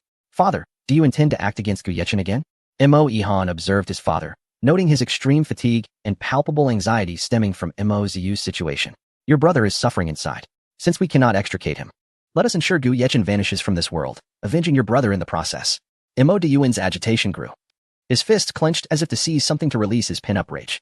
Father, please calm down. Your health is paramount, Mo Ihan implored, furrowing his brows. Targeting Gu Yechen may not be so simple. He currently has a formidable bodyguard. Locke was likely dealt with by that very bodyguard. Otherwise, Gu Yechen would not be unharmed. Mo Ihan spoke calmly, analyzing the situation with a cool demeanor. Then what do you propose we do? Mo Diyuan's expression softened as he acknowledged Mo Ihan's validity, focusing intently on his son, awaiting his counsel. My investigation reveals that Gu Yechen has a notable connection with the general manager of the Shuyuexuan Hotel, Mo Ihan posited. Seated on the sofa, rhythmically tapping his fingers against the armrest, Mo Diyuan's expression shifted as he regarded Mo Ihan. You mean to say he has ties to the general manager of Shuyuexuan? Mo Ihan smiled slightly. As of now, Gu Yechen's connection with the general manager is not just significant. He also recently attended the Su family's beauty product launch. I suspect there is a relationship between the two. Mo Diyuan's eyes brightened with realization. He had witnessed the launch, captivated by the product's promise of rejuvenation, sparking an idea within him. This is promising news. If we can acquire the formula for the beauty elixir, it will undoubtedly elevate our company to new heights. With newfound determination, Mo Dian began to devise a plan. His company had suffered setbacks recently, fueling his ire. He resolved to obtain the beauty formula, even contemplating the kidnapping of Zhang Yun as leverage against Gu Yechen. This task will be entrusted to the Dark Blade gang. Have them devise a plan to abduct Zhang Yun. Ideally, she should be demeaned, with video evidence to see how Gu Yechen reacts. Mo Diyuan envisioned Gu Yechen's downfall with growing anticipation. He promptly dialed Zhao Xian. Hello, Brother Zhao? I have another task I wish to entrust to you. What is it? Zhao Xian's voice came through the line. Kidnap Zhang Yun, the general manager of Shuyuexuan Hotel. Gather a few individuals to take turns with her, and remember to record it. According to my investigations, she shares a special connection with Gu Yechen. Upon completion, there will be a reward of 10 million. Mo Diyuan's eyes glinted with malice. Understood. We will take care of it, Zhao Xian replied, a smirk playing at the corners of his mouth. With a woman to play with and money to gain, he immediately began issuing orders. Chapter 138, The Library Disturbance within the tranquil confines of the Starsea City Library. Soft lighting cascaded over the meticulously arranged bookshelves, creating an atmosphere of serenity and peace. Xia Yutong sat alone by the window, cradling a hefty tome in her hands, engrossed in her reading. This evening marked the much-anticipated graduation banquet, yet at that moment, her heart yearned solely for the presence of Gu Yechen, hoping he would grace this special occasion with his presence and add a unique hue to her day. After a fleeting moment of contemplation, she set her book aside and reached for her phone, sending a message to Gu Yechen. Classmate Gu, I'm at the Starsea City Library. I have some questions I don't quite understand. Could you lend me a hand? At that very moment, Gu Yechen had just finished dining with Su Yin and was preparing to leave the company. As he settled into his car, a notification chimed from his phone. Upon seeing it was a message from Xia Yutong, he reconsidered his plans to visit the Cloud Summit building, deciding that postponing his trip would not pose any urgency. All right, I'm on my way, he replied with a slight smile, starting his car towards the library. Upon receiving Gu Yechen's response, a blush crept onto Xia Yutong's cheeks, her heart racing with a mix of excitement and trepidation. Was he truly coming? What about what she had just said? Unbeknownst to her, her intention to seek his assistance was merely a guise to engage him in conversation, never expecting he would readily agree to come. Just then, a coarse and furious shout shattered the library's tranquility. Are you blind? Should I gouge your eyes out? Startled by the sudden eruption, Xia Yutong turned to see a group of unruly youths berating a man. At the forefront was a bald man, adorned with intricate tattoos on his arms, the ink on his right cheek particularly striking. His robust physique and powerful build made it evident he was far from amiable. Xia Yutong cast a brief glance before hastily returning to her book. Meanwhile, one of the bald man's lackeys seemed to whisper something in his ear. The bald man then shifted his gaze towards Xia Yutong, his eyes lighting up as if he had discovered a rare treasure. He strode over, plopping down directly in front of her. Feeling the presence of someone before her, Xia Yutong raised her gaze, her expression instantly turning sour. The man lounged casually, his lecherous eyes fixated on her, barely restraining himself from drooling. He had come seeking fleeting pleasures and was thrilled to have stumbled upon an attractive student. Her beauty and figure strikingly exceptional. He brazenly glanced at her chest, his mind already conjuring up indecent fantasies. Uncomfortable under his lascivious stare, Xia Yutong hastily gathered her belongings. Rising to leave, however, she was swiftly encircled by 5 or 6 individuals. Her complexion drained of color, she stammered, "Excuse me, may I pass? Hey, beautiful, let's have a chat." The bald man leered, his greedy gaze intensifying as if she were already his prey. Just as Xia Yutong attempted to retreat, he seized her delicate hand with a sudden grip. Startled and horrified, she struggled to free herself from his filthy grasp. "Let go of me. What do you want? Please, let go," she cried, her voice trembling with terror. Tears welled in her eyes, threatening to spill over. The man leered at her, his voice dripping with malice. "What do you think I want? A pretty girl like you is just too tempting. Come with me for a drink, and I'll let you go." Xia Yutong's face paled at his blatant intentions. Panic surged within her as she fought harder, yet the disparity in strength between men and women was stark. And her delicate frame was no match for the brute force of the man before her. "Let me go, or I'll call the police," she threatened, trembling like a leaf in the wind, terrified of the horrors that might unfold if these men took her away. She could only imagine the catastrophic turn her life would take. The bald man, unfazed by her threat, smirked maliciously. "Sure, after my brothers have had their fun, you can call the cops, but by then, your video will be all over the internet. You scoundrel, let go of me." Xia Yutong was gripped by sheer terror.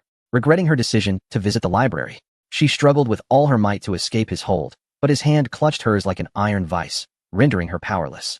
In her moment of despair, a clear and commanding voice rang out. "Let her go." Everyone froze, turning towards the voice to see Gu Yechen striding forward, his expression as cold as frost, emanating an aura that sent chills down the spines of those present. The bald man sized up Gu Yechen with disdain, sneering, "Kid, mind your own business, or I'll deal with you too." Undeterred by the threat, Gu Yechen quickened his pace, his voice rising in intensity. "I'll say it once more, let her go."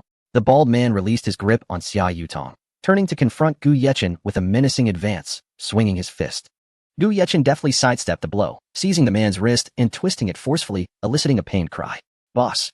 The bald man's lackeys rushed to his side. But Gu Yechen moved with agility, dispatching one after another with swift strikes. In mere moments, several of them lay groaning on the floor. At that moment, the bald man. Chapter 139. Taking action at that moment, the bald man, his face contorted with rage, rose once more.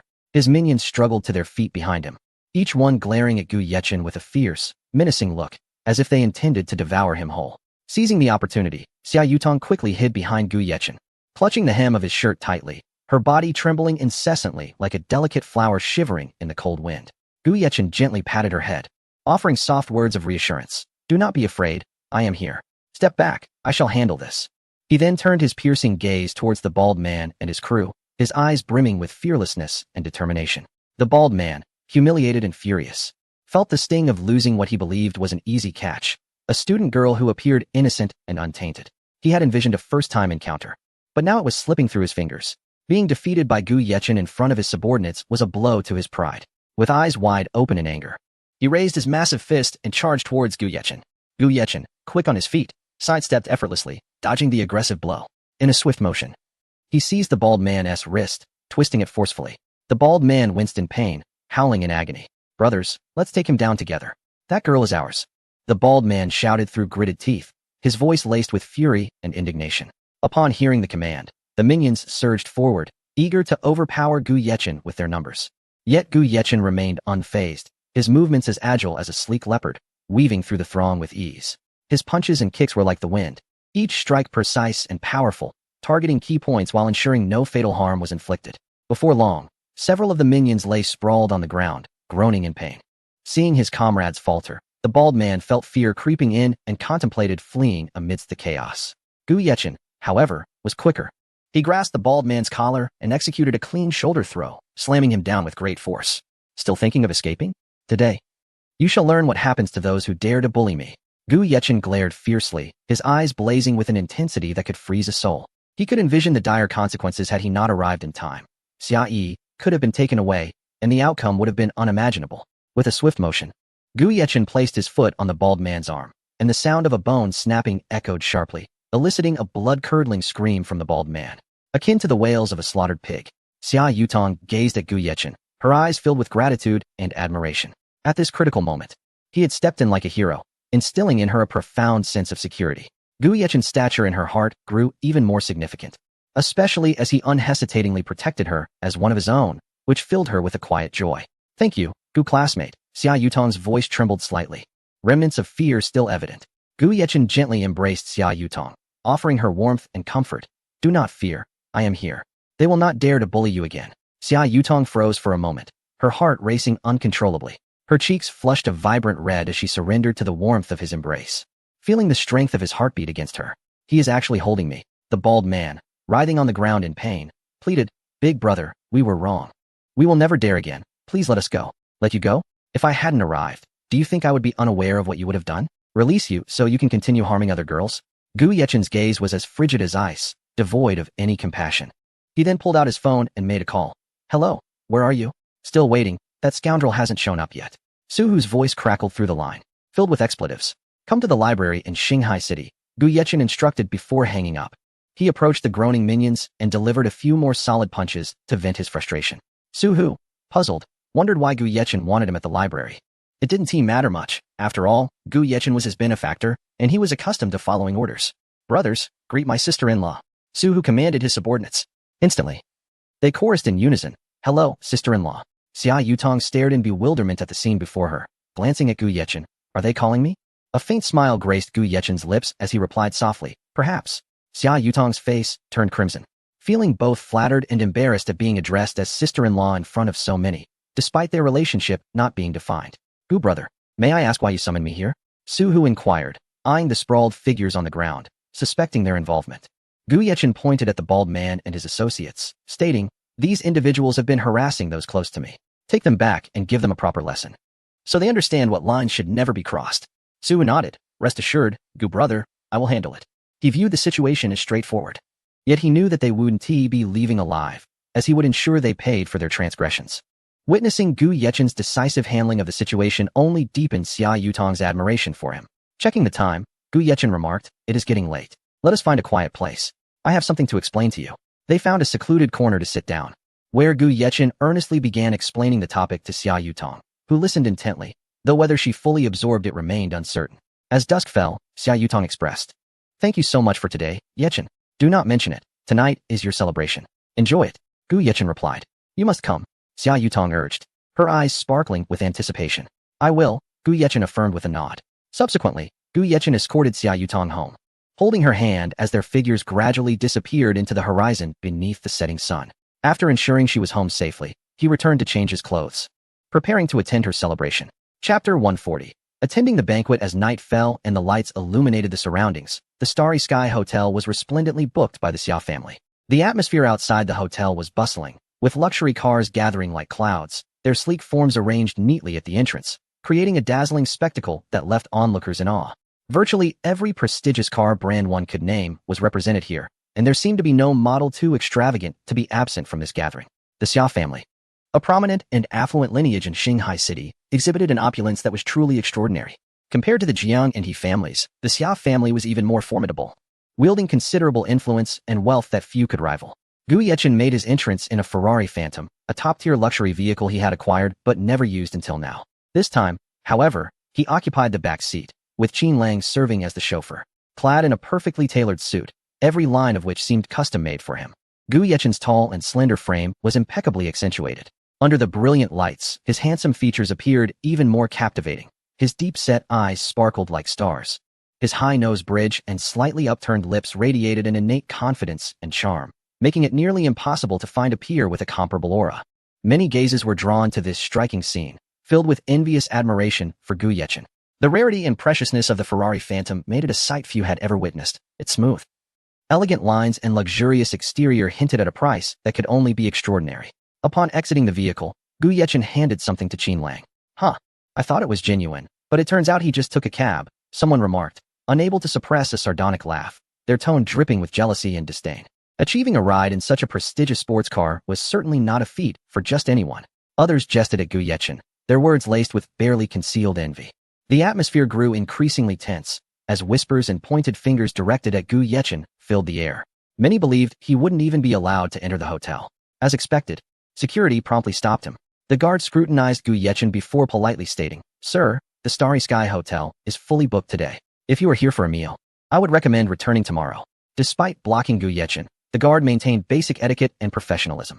I am here to attend Miss Xia's coming-of-age ceremony, Gu Yechen replied nonchalantly. Just moments ago, Xia Yutong had informed him that today was not only her graduation banquet but also her coming-of-age celebration, two significant occasions held on the same day. Gu Yechen couldn't help but curse the system internally, astonished that it could overlook such details, mistakenly labeling an underage girl as 18. When he confronted the system in frustration, it shamelessly remarked that it rounded up her age based on her beauty, leaving Gu Yechen utterly speechless. Ah, I see. The guard smiled apologetically at Gu Yechen. I apologize. Sir, since our hotel is fully booked, only those with invitations may enter. Do you see? A crowd had gathered, all eyes fixed on Gu Yechen, their expressions openly contemptuous. Guests attending Xia Yutong's banquet were either wealthy or distinguished, and without an invitation, entry was out of the question. Most were connected to the Xia family through familial ties. The venue was filled with numerous guests, bustling with activity. Many attendees harbored a sense of hope, eager to network with influential figures at such a grand affair. Successfully befriending even one could grant them a lofty status in Shanghai City. Consequently, the number of women present was significant, each meticulously adorned in hopes of catching the eye of a wealthy heir.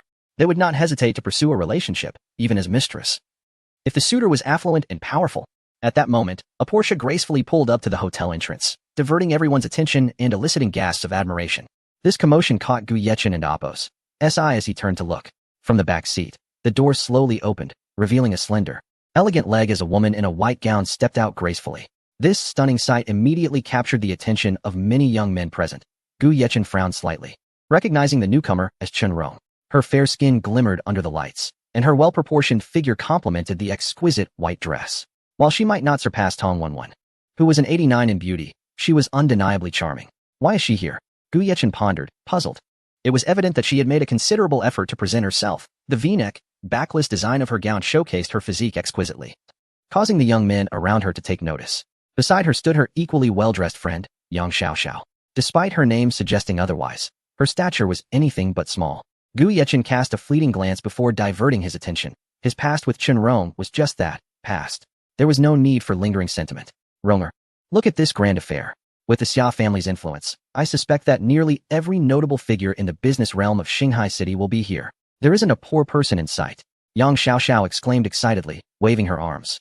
I managed to secure this entry ticket through my uncle, who works at the Su family group. You must make the most of this opportunity. With your looks, many will surely be captivated by you. Yang Xiaoxiao's enthusiasm was palpable, while Chen Rong maintained a composed demeanor, nodding slightly with a reserved smile. As they approached the hotel entrance, Yang Xiaoxiao elegantly presented the entry ticket to the guard. At that moment, she caught a glimpse of Gu Yechen out of the corner of her eye, her expression shifting in surprise. This was not a venue where just anyone could stroll in.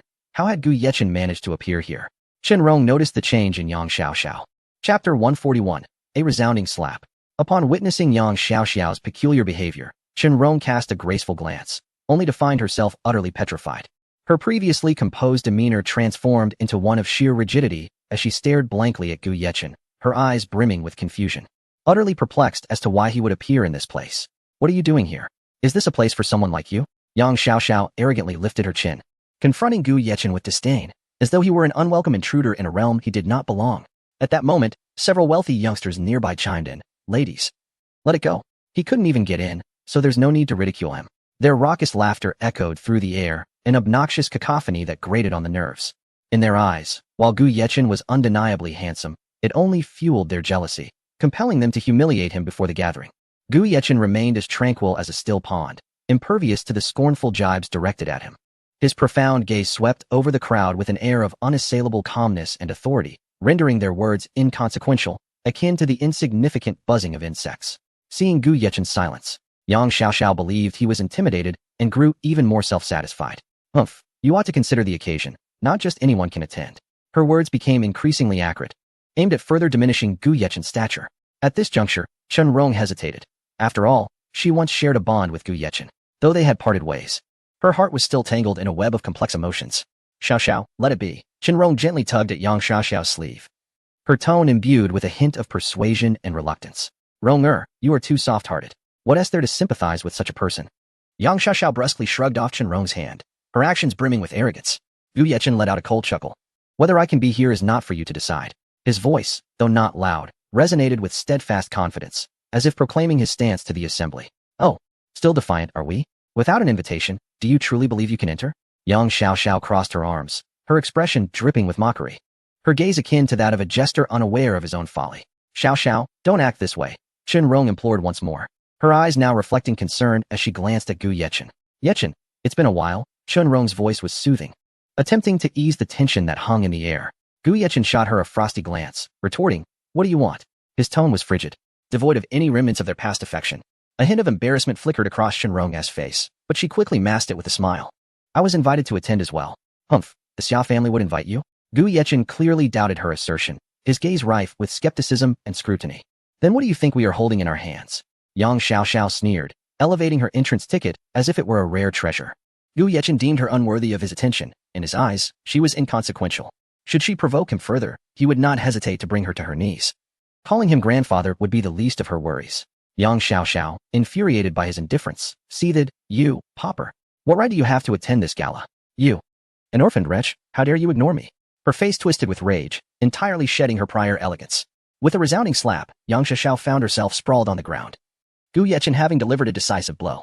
He had restrained himself long enough. When provoked, he would not hesitate to retaliate. Her cheek flushed crimson, the clear imprint of his hand stark against her skin. How dare you, you country bumpkin? Yang Xiaoxiao screeched, her voice piercing like a cat whose tail had been stepped on, as she lunged at Gu Yechen. In a swift motion, Gu Yechen retaliated with another slap, balancing her visage with symmetry. He regarded his handiwork with satisfaction. Yang Xiaoxiao's face swelled grotesquely. She had never anticipated Gu Yechen's unyielding ferocity. You dare strike me? Tears welled in her eyes, her expression a mix of fury and disbelief.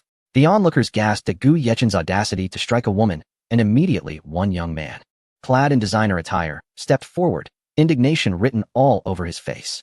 You, how could you hit a girl? Are you even human? Yang Xiaoxiao, now receiving sympathy, covered her face, tears streaming down as she sobbed pitifully, swaying the sentiments of many who deemed Gu Yechen's actions excessive. This brother, no matter the circumstances. Hitting a woman is simply wrong, another middle-aged man chimed in, his expression stern, carrying an air of reproach. Exactly, it's utterly outrageous. How could one be so brutal? The crowd murmured in discontent, voicing their disapproval of Gu Yechen's conduct. Yet, Gu Yechen remained unfazed, coldly stating, her words were foul, she deserved it. What kind of attitude is that? The young man who had first intervened stepped closer, ready to confront Gu Yechen. What, do you wish to try your hand? Gu Yechen's eyes narrowed, emanating an invisible pressure. Yang Xiaoxiao's tears evoked pity among the gathering. Yet Gu Yechen's heart was as hard as stone. You're finished. I'll have my uncle teach you a lesson. Yang Xiaoxiao cried, tears cascading down her cheeks. Oh, so your uncle is quite formidable, is he? Gu Yechen regarded her with newfound interest. My uncle is Guo Da, project manager at the Su Corporation. Impressive, isn't it? Yang Xiaoxiao wiped her tears, her expression swelling with pride. Gu Yechen's lips curled into a faint smile. The project manager of the Su Corporation? He yearned to inform her. How unfortunate. I have connections within the Su Corporation, and it's Su Haoran. How about that? Does it shatter your perception? Yang Xiaoxiao burst into laughter, convinced that Gu Yechen was below her standing, incapable of rising in status. Gu Yechen chuckled softly, retrieving his phone to call Su Haoran. Brother Su, is there a Guoda at your company? Yes, but I generally don't pay attention to such matters. Just then, a Lamborghini worth over 10 million arrived. As the door swung open, Su Haoran stepped out, instantly silencing the earlier commotion. Upon spotting Gu Yechen, Su Haoran made his way towards him. Chapter 142. What abilities does Gu Yechen truly possess? Goodness, it's the eldest son of the Su family. A voice from the crowd exclaimed, filled with astonishment and reverence, as if witnessing the descent of a deity. It was indeed him. No one expected the usually aloof and noble Su family heir to make an appearance. The numerous women present instantly became animated, their eyes sparkling as if they had discovered a rare treasure, their faces adorned with sycophantic smiles. They unconsciously began to twist their bodies, striving to present their most exquisite selves. As Su Haoran made his entrance, he effortlessly captured the attention of everyone in the room. He stood tall like a pine tree, his stride steady and powerful, and his innate noble aura seemed to render the surrounding air still. This was not merely due to his chiseled features that resembled a sculpted masterpiece, but also due to his immense wealth. A single vehicle in his possession was worth over 10 million. The Su family's company held a premier position within the industry in Shanghai City. To align oneself with Su Haoran was to secure a lifetime free from financial worries. Rong and Yang Xiao, upon spotting Su Haoran, were instantly captivated, their gazes fixed upon him as if enchanted, unable to stir. Yang Xiao, flustered, hurriedly adjusted her makeup and attire, eager to leave a flawless impression on Su Haoran, desperate to appear less disheveled. She fussed over her hair and tugged at her clothing, her anxious demeanor betraying her fear of missing this once-in-a-lifetime opportunity. Shenrong, on the other hand, exhibited a touch of restraint. She did not rush forward like Yang Xiaoxiao but subtly adjusted her posture to showcase her figure and elegant legs. Her intention was to appear demure, hoping to attract Su Haoran's attention. Yang Xiaoxiao could no longer contain herself and approached him eagerly. "Young Master Su, it has been quite a while since we last met." Su Haoran hastily covered his nose, muttering inwardly.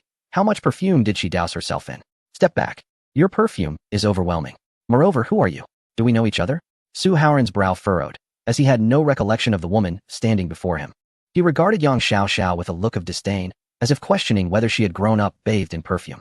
Yang Xiaoxiao stood there awkwardly, mortified to find herself embarrassed in front of so many people. Su Haoran's reaction left her and her companions utterly speechless. He showed no inclination to linger. He could not endure the pungent scent, perceiving Yang Xiaoxiao as an irritating fly. Without pausing, he strode directly towards Gu Yechen.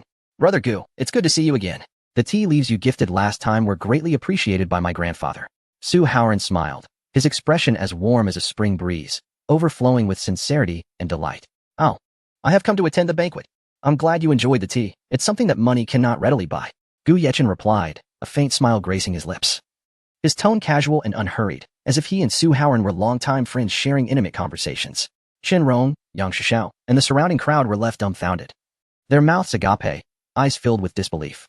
What extraordinary talents did Gu Yechen possess that allowed the Su family heir to address him as Brother Gu? Shenrong, in particular, felt a pang of hurt as she gazed at Gu Yechen, her heart a tumult of emotions. She never imagined that Gu Yechen had such an esteemed connection with the Su family heir, their relationship appearing akin to that of old friends. How could this be?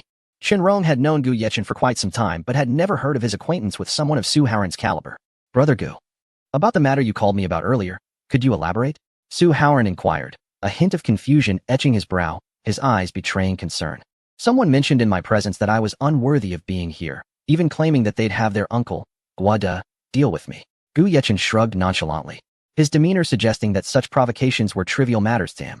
Su Haoran's expression darkened instantly, as if a storm were brewing. He quickly retrieved his phone, his fingers gliding swiftly across the screen to dial a number. "Notify Guada. He need not report to work starting tomorrow. Compensation will proceed as per the regulations. If he inquires, tell him he has a wonderful niece." Su Haoran's voice was icy and resolute, leaving no room for doubt. After hanging up, Su Haoran turned to Gu Yechen and stated, "Brother Gu, this minor issue has been resolved." Gu Yechen nodded, expressing his gratitude. "Thank you, Brother Su." At this moment, Yang Xiaoxiao's face turned as pale as a sheet. She could hardly fathom that her moment of arrogance had led to such significant trouble. Trembling, she stammered, "Young Master Su. I had no idea." Su Haoran did not even spare her a glance, coldly instructing, "Get lost." Yang Xiaoxiao stumbled backward in fright, nearly falling to the ground. Shenrong, too, was too terrified to utter a word, her gaze lowered, unable to meet the eyes of either Gu Yechen or Su Haoran. The onlookers began to murmur among themselves. Just then, Yang Xiaoxiao's phone rang. It was her father, unleashing a torrent of furious accusations on the other end. "How could I have given birth to such a waste of a daughter? Because of your actions, your uncle has been directly dismissed. How do you expect to face him?" Yang Xiaoxiao's complexion drained of color. She had not anticipated that Gu Yechen's influence could extend to the dismissal of her uncle. Who exactly was Gu Yechen? To warrant the protection of the Su family heir? Who knows? It seems we have underestimated him. We must be more cautious in the future and refrain from offending anyone lightly. At that moment, the crowd gazed at Gu Yechen with envious eyes. To be regarded as a brother by the Su family heir was a privilege many could only dream of. Gu Yechen produced his invitation, embossed in gold, and the sight left everyone present in awe, including Su Haoran, who looked momentarily stunned. "You are Mr. Gu?" The security guard, who had remained silent during the prior exchanges, finally comprehended the situation upon receiving the invitation. "Indeed, I am surnamed Gu," Gu Yechen replied nonchalantly, exuding an extraordinary aura despite his mere 18 years. "Mr. Gu, young Master Su, please proceed inside." The security guard respectfully gestured for them to enter. Gu Yechen and Su Haoran exchanged nods and stepped into the hotel together. Shenrong and Yang Xiaoxiao stood frozen in place, their hearts heavy with regret and fear. At that moment, the security guard received a phone call and promptly escorted Shenrong and Yang Xiaoxiao out. Chapter 143. The curious identity of Gu Yechen. As Yang Xiaoxiao and Shenrong approached the hotel, they were abruptly halted by a security guard. "Ladies, I'm afraid I must inform you that you are not permitted to enter," he stated with an impassive expression, his tone resolute and devoid of any room for negotiation. Yang Xiaoxiao glared at the guard in anger, her voice sharp and piercing. "What do you think you're doing? We are here to attend the banquet. Do you dare to deny us entry? Aren't you afraid of causing trouble with the host? Her tone was strident, and her expression twisted by fury, completely stripping away her previous elegance and composure. The guard could not suppress a chuckle, filled with disdain. He had received a direct call from the hotel's general manager, who had clearly stated that the host of the banquet did not know them and therefore forbade their entry. What are you laughing at? Do you believe I want to file a complaint against you?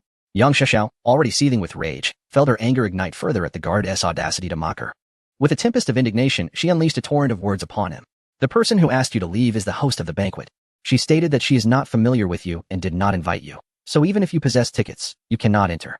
If you attempt to force your way in, I will have no choice but to comply with orders and throw you out, the guard replied, maintaining a faint smile and a leisurely demeanor, his gaze betraying a hint of authority. Upon hearing the guard's words, Chen Rong and Yang Xiaoxiao turned pale as sheets. What did this make of their actions? Were they merely setting themselves up for ridicule? They felt like clowns, having made fools of themselves in front of everyone. The onlookers, upon hearing the guard's proclamation, cast them sidelong glances filled with scorn, derision, and contempt. Chen Rong and Yang Xiaoxiao, acutely aware of the gaze of those around them, wished desperately to dig a hole and hide themselves to escape this mortifying predicament. They had undoubtedly stirred up trouble. Not only had they shown up uninvited, but they had also clashed with a friend of the illustrious Su family. Whispers circulated around them, though hushed. They were clear enough for Chen Rong and Yang Xiaoxiao to hear. That man possesses incredible power, capable of having someone like Su Deshao take action to dismiss a project manager. Who on earth could he be? Curious speculation about Gu Yechen's identity and background ensued. To be honest, that man looks even more handsome now. A few women clustered together, chattering animatedly, their eyes sparkling with intrigue. He was handsome indeed, but that alone wouldn't fill one's stomach. Now, however, it was evident he was wealthy, charming, and acquainted with someone from the Su family. I wish to meet him. One woman gushed, her face flushed with infatuation, as they listened to the whispers around them. Yang Xiaoxiao and Chen Rong's faces drained of color, as though their very essence had been siphoned away. Yang Xiaoxiao trembled slightly, never anticipating that events would escalate to this magnitude. Chen Rong, head bowed, was filled with regret and self-reproach, lamenting her choice to follow Yang Xiaoxiao's reckless antics and regretting her earlier attitude towards Gu Yechen. Inside the Starry Sky Hotel, the ceiling lights shimmered brilliantly, akin to a constellation of stars, while the opulent decor exuded grandeur and elegance. Although it may not rival the Shueihua Pavilion, it was still impressive, with certain aspects surpassing it slightly. Upon entering alongside Su Haoran, Gu Yechen was greeted by an expansive hall. The seating was meticulously arranged, and the attendees from various sectors had already arrived. The vast hall, covering 1,000 square meters, was filled with well-dressed gentlemen engaged in lively conversation, captivating ladies exuding charm, and seasoned middle-aged men radiating composure. A.M. Lang of individuals, all present for this gathering. The entrance of Gu Yechen and Su Haoran stirred a small commotion, drawing curious glances from numerous attendees. Ah, Su Deshao of Shanghai has arrived, whispered someone in the crowd. Arriving so late, did Su Deshao just wake up? Another murmured. Who is that man accompanying Su Deshao? He is rather handsome, and doesn't he resemble a bodyguard? Someone else remarked. Many turned to observe Gu Yechen standing beside Su Haoran, his appearance equally striking, perhaps even surpassing Su Haoran's looks. It seemed likely that he hailed from a prominent family. After all, anyone who stood alongside Su Deshao was certainly not ordinary. Su Haoran's presence elevated the atmosphere of the banquet. A welcoming attendant approached them with a smile, saying, "Young Master Su, this way please." Su Haoran nodded, while Gu Yechen, uncertain of his assigned seat, chose to follow Su Haoran for the moment, intending to inquire with the attendant later. "Young Master Su, you've arrived." A wealthy businessman promptly greeted him, to which Su Haoran responded with a polite smile. Gu Yechen, however, remained composed, surveying the vibrant scene around him. "May I ask who this is?" Someone inquired, curiosity piqued. "This is my friend, Mr. Gu," Su Haoran introduced, omitting Gu Yechen's full name, unsure of his friend's preference for revealing it. The crowd's expressions shifted to surprise, their curiosity regarding Gu Yechen's identity intensifying. Especially given Su Haoran's esteemed position in Shanghai City, it was clear that anyone regarded as a friend by him must possess an extraordinary standing. "Hello, are you Mr. Gu Yechen?"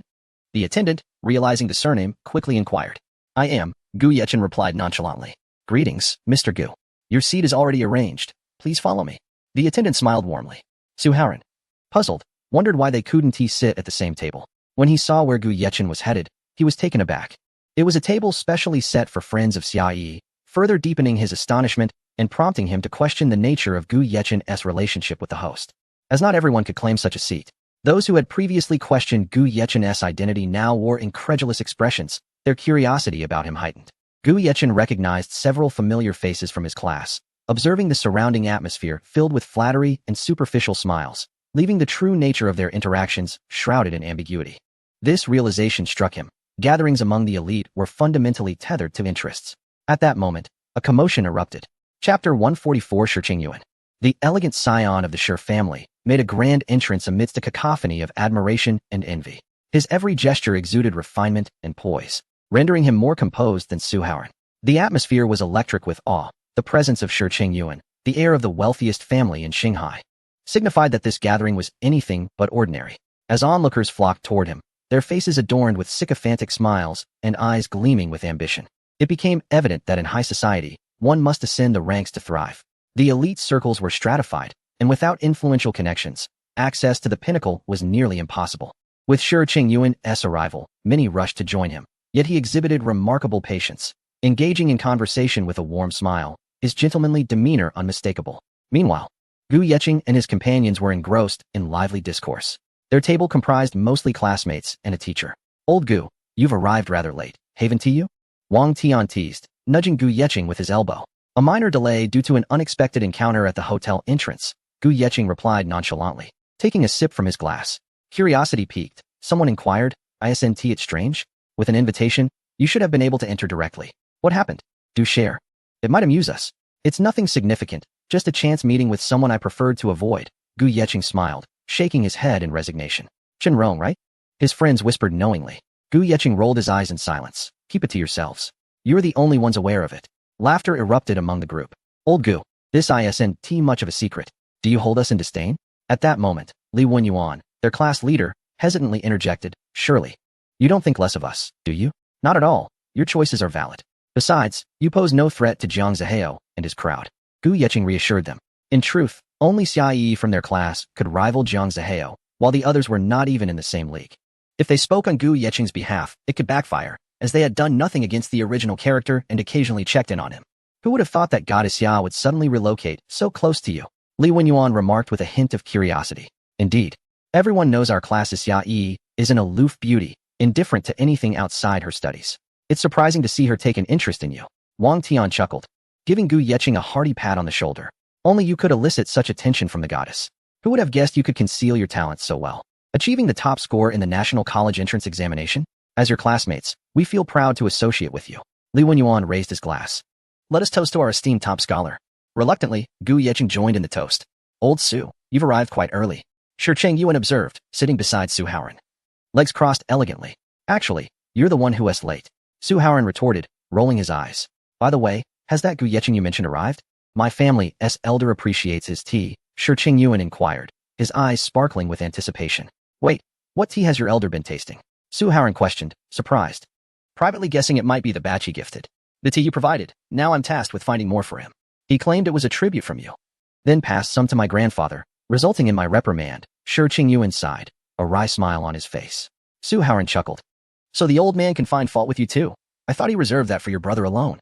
I intend to purchase more of that Mr. Gu's tea. Could you introduce us? Shi Qingyuan asked earnestly.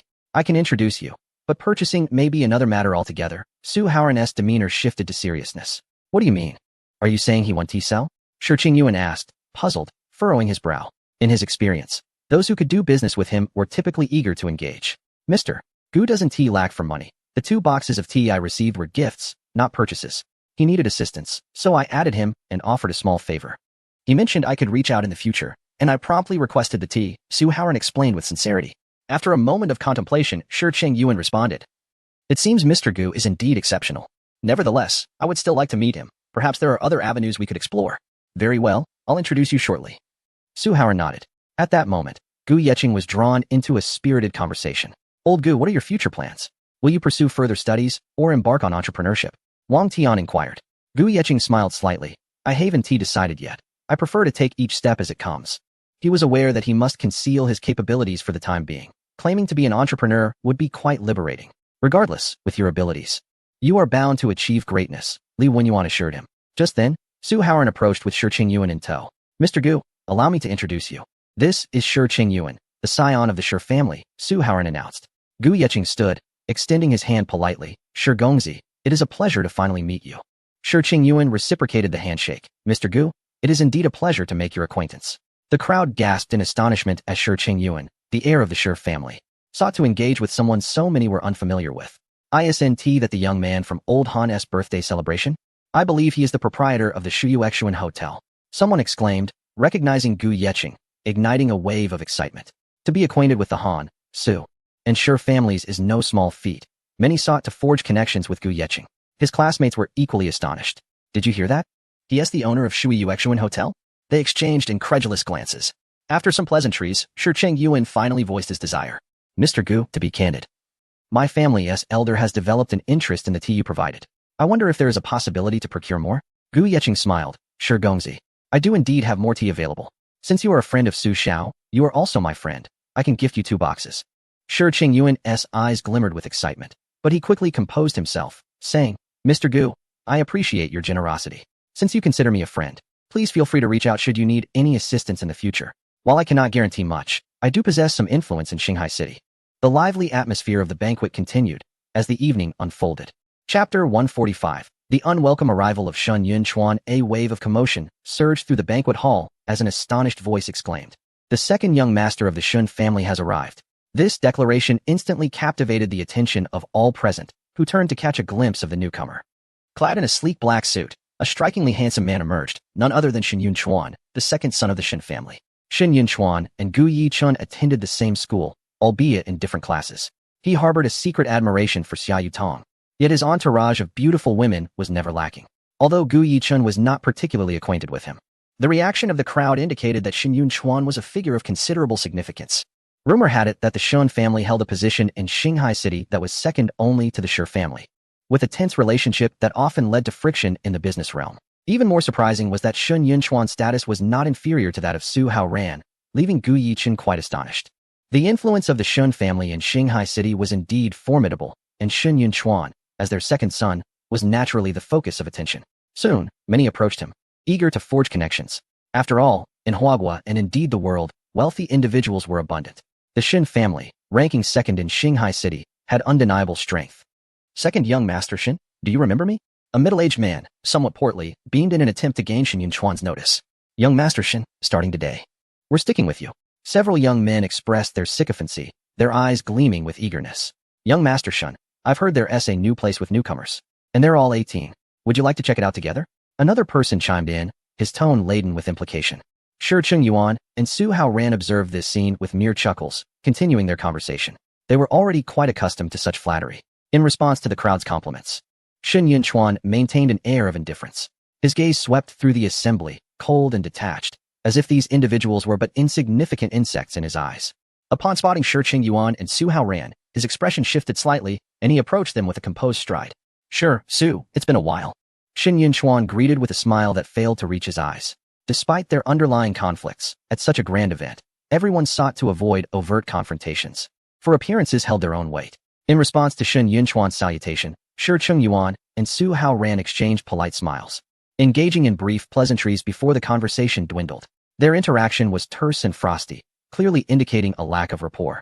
However, Shin Yunchuan had a distinct purpose for attending this gathering, Xia Yutong.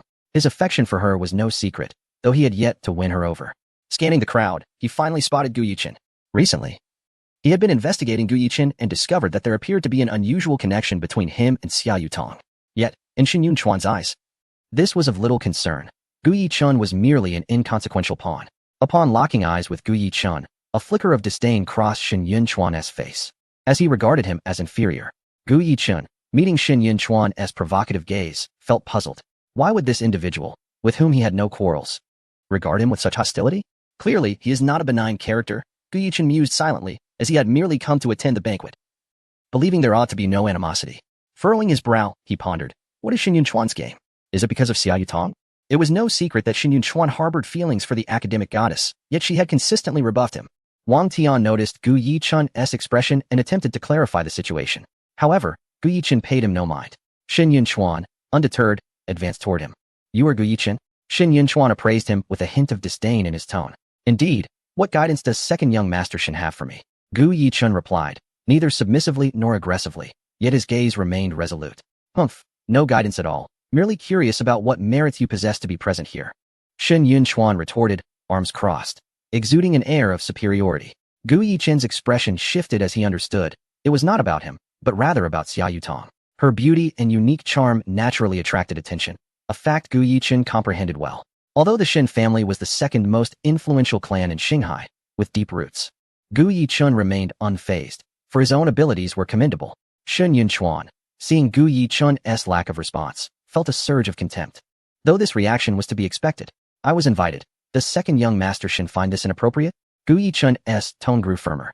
Don't think that a mere connection to Xia Yutong gives you any advantage. She will eventually be mine, Shen Yunchuan declared fiercely. That remains to be seen, as it ultimately depends on Xia Yutong's choice, Gu Yichen retorted without flinching. At that moment of tension, the grand doors of the banquet hall slowly opened, and the star of the evening, Xia Yutong, made her dazzling entrance. Adorned in a stunning gown, she descended like a celestial being, her beauty captivating all in attendance. Her presence seemed to illuminate the entire event, drawing every gaze toward her. Even Shen Yunchuan fell silent at the sight of her radiance. Xia Zhengtian, holding Xia Yutong's hand, smiled graciously, leading her into the banquet hall with elegance, each step exuding an enchanting allure. Her arrival infused the already vibrant gathering with newfound energy and vitality. Upon witnessing such a mesmerizing Xia Yutong, Shen Yunchuan silently vowed to possess her, to make her his own. Conversely, Gu Yichen inwardly wished her a joyous 18th birthday celebration. In this gathering, each individual harbored their own ambitions and thoughts. Xia Yutong's appearance shone like a brilliant star, illuminating the banquet hall and filling the hearts of those present with anticipation and longing.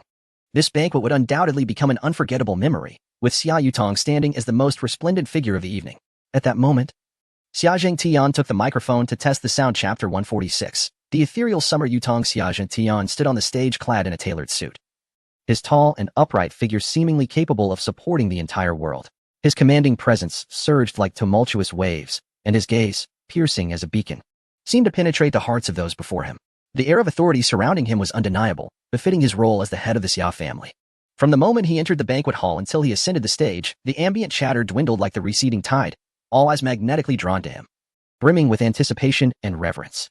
With grace, Xia Zhengtian lifted the microphone to test the sound, his voice resonating with a steady strength. Ladies and gentlemen, it brings me immense joy and fortune to see so many of you here today. His rich, magnetic voice echoed throughout the spacious hall, each word imbued with an invisible force that struck the souls of those present. All of you here are esteemed guests, and I extend my heartfelt thanks for your attendance.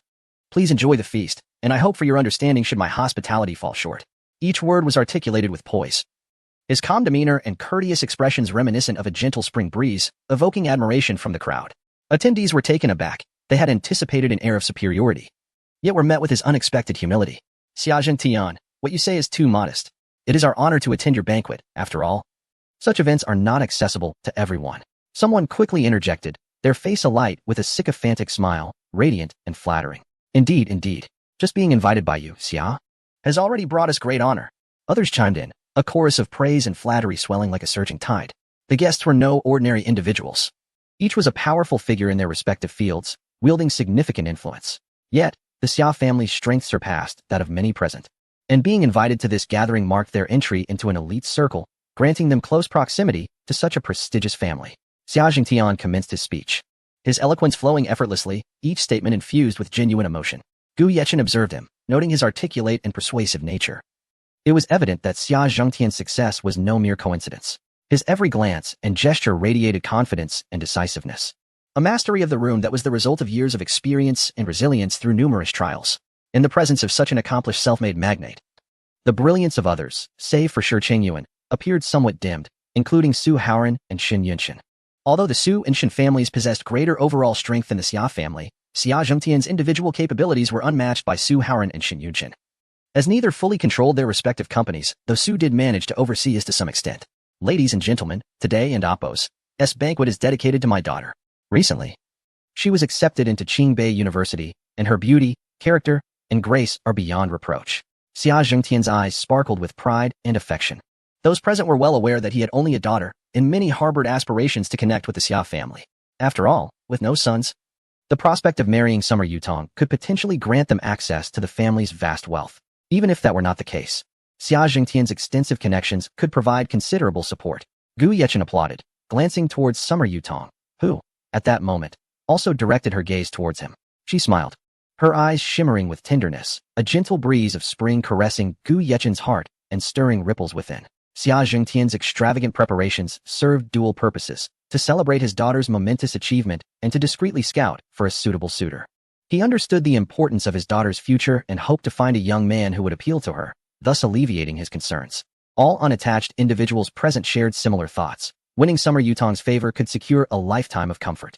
The Xia family's wealth was substantial, and with Summer Yutong's breathtaking beauty, it was hard for anyone not to be enticed. In this world filled with desires and aspirations, who would remain idle? Everyone yearned for the pinnacle of success and would seize any opportunity that presented itself. Now, I invite my daughter, Summer Yutong, to the stage, Xia Jingtian announced with a smile brimming with anticipation and encouragement. As his words resonated, Summer Yutong appeared in a gown as pure as snow, as if she had stepped from a realm of enchantment, each step light and graceful. The audience and Apos' attention swiftly shifted from Xia Jingtian to her. Her poise and beauty were unparalleled, captivating the young men in attendance. The sight of her left all spellbound. Summer Yutong was utterly captivating. Her skin, as fair as snow, was as smooth and delicate as mutton-fat jade. Her stunning visage seemed a divine gift. Her slender waist swayed like a willow in the breeze. The young men and women present could not help but marvel, as if time itself paused to appreciate her extraordinary beauty. The collective thoughts of the crowd echoed admiration for Summer Yutong, who was simply too beautiful and perfect. Enthusiastic applause erupted, accompanied by a continuous stream of congratulations. Congratulations, Mr. Xia. Your daughter truly embodies both talent and beauty. Miss Xia has an incredibly bright future ahead. One cannot help but envy her. Amidst the murmurs, some whispered, "If I could marry Miss Xia, I would gladly trade 100 years of my life." "You are too greedy. I would be willing to sacrifice 20 years. Stop arguing. I would only require 20 years. As if you'll even see tomorrow." Discussions surrounding Summer Yutong and Apos' beauty and grace flourished, each person awestruck. Although they had seen her before, she remained breathtakingly stunning. Her beauty possessed a certain magic, evoking endless admiration. Each gaze brought fresh astonishment and enchantment. In the face of such a radiant beauty, only Gu Yechen retained his composure. After taking the stage, Summer Yutong glanced in Gu Yechen's direction, smiling. Her smile was like a blooming spring flower, radiant and captivating. Her enchanting smile bewitched the men around her, as if their very souls had been drawn away by her charm. Xia Jingtian, keenly perceptive, noticed his daughter's gaze and followed it to scrutinize Gu Yechen. After a moment of observation, Xia Jingtian nodded in approval, evidently pleased with Gu Yechen. Those beside Gu Yechen assumed that Summer Yutong's smile was directed at them, sparking immediate competition. "Old Gu, it seems Miss Xia is smiling at you," Li Wenyuan exclaimed, surprise evident in his voice. "What do you mean seems?" It's clear they exchanged glances. Wang Tian chimed in, excitement and curiosity written all over his face. At that moment, Shen Yunshin stepped forward confidently, striding towards the stage with a well-prepared gift in hand. His appearance instantly captured everyone's attention, including Gu Yechen's. Was Shun Ershao truly going to pursue Miss Xia in such a setting? Someone could not help but inquire, their voice imbued with astonishment and curiosity. "Perhaps it should be. I guess." Another individual responded uncertainly. "Although young Master Shun is rather handsome, he still falls short of my standards. I believe I am the most suitable," proclaimed a self-assured young man. "Aren't you afraid of consequences? Young Master Shun, you dare to jest?" A bystander promptly cautioned him. The man instantly fell silent, his complexion paling as he realized that his indiscreet remarks might lead to trouble. Chapter 147. Shen Yunchuan presents a watch. "Do you think Miss Xia will accept second young Master Shin's pursuit?" A voice suddenly pierced through the bustling crowd, sounding somewhat out of place. "I find it unlikely.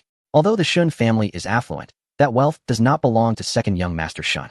However, the fortune of the Xia family is indeed Miss Xia's own." One individual shook his head, articulating his reasoning with clarity. "Stop thinking about it. How could Miss Xia possibly agree to him? Even though Shen Ershao is quite handsome, he is simply not a match for her. Moreover, everyone knows he has numerous women outside. Perhaps he merely wishes to toy with Miss Xia. If she were to accept him, it would be a most unfortunate outcome." Another person scoffed, disdain evident on his face. With a self-assured stride, Shen Yunchuan ascended the stage, his face adorned with a smile he deemed charming. His gaze fixated directly on Xia Yutong.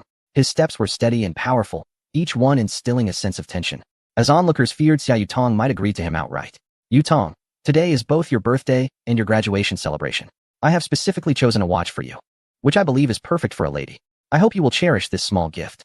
Shen Yunchuan exclaimed, eagerly unveiling a red box, exquisitely crafted and undeniably valuable. Truly a sight to behold. The second young master of the Shen family does not hold back. This box alone must be worth no less than 3 million. A bystander gasped in astonishment. Indeed, to simply offer such a watch, what a grand gesture from Miss Xia.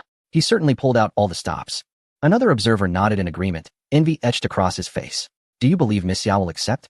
A curious onlooker inquired, eyes glued to the unfolding scene on stage. Unlikely. Miss Xia lacks for nothing financially. She probably possesses a plethora of such watches herself, a calm observer assessed, his gaze scrutinizing. That's true. Many in the crowd echoed in agreement. On stage, Xia Yutong appeared somewhat uncomfortable, yet she maintained a semblance of politeness. After all, it was her birthday and graduation celebration, and her father had invited so many guests. She needed to uphold his honor. She offered a slight nod, a faint smile gracing her lips.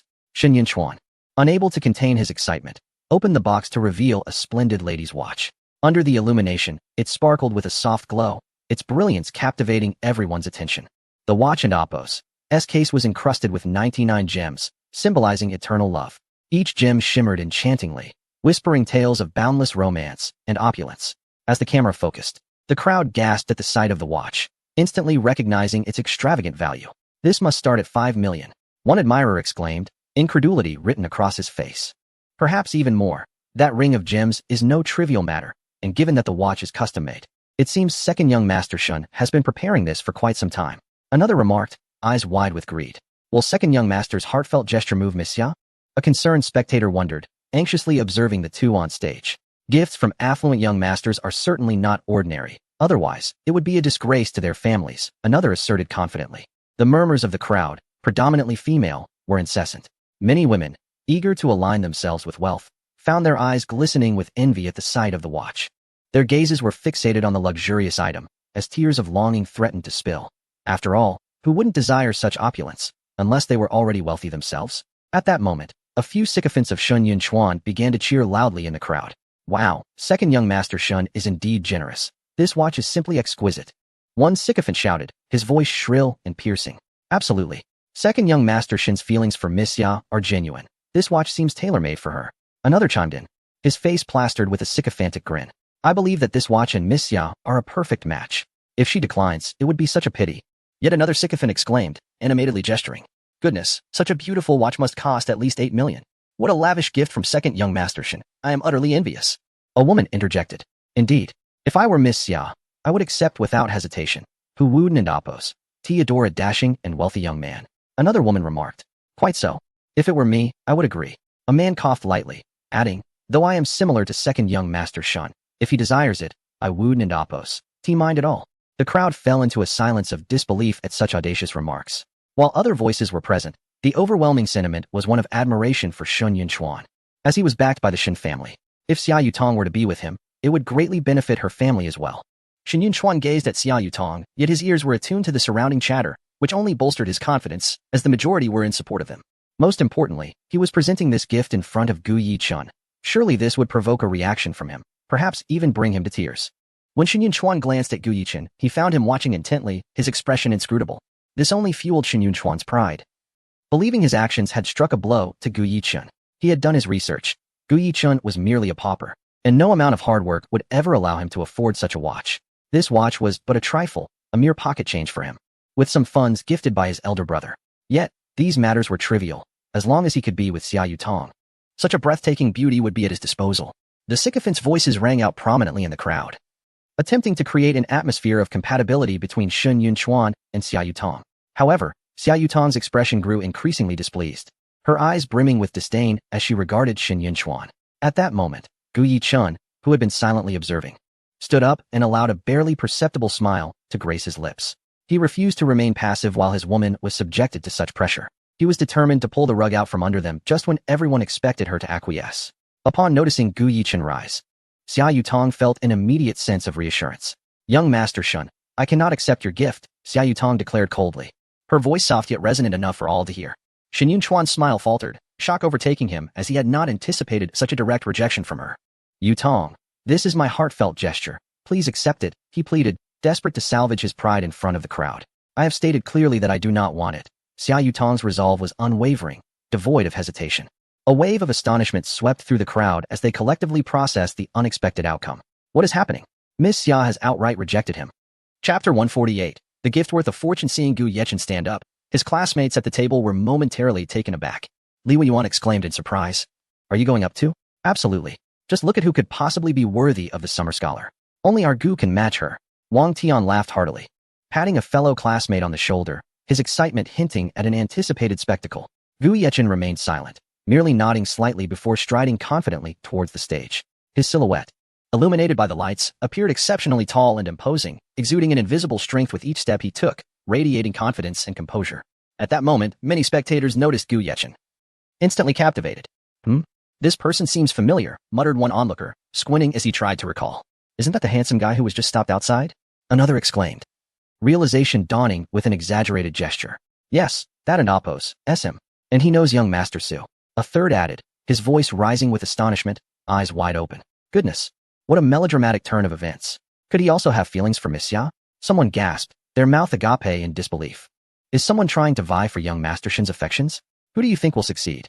Another onlooker pondered, glancing back and forth between Gu Yechen and Shen Yunchuan, their eyes brimming with anticipation.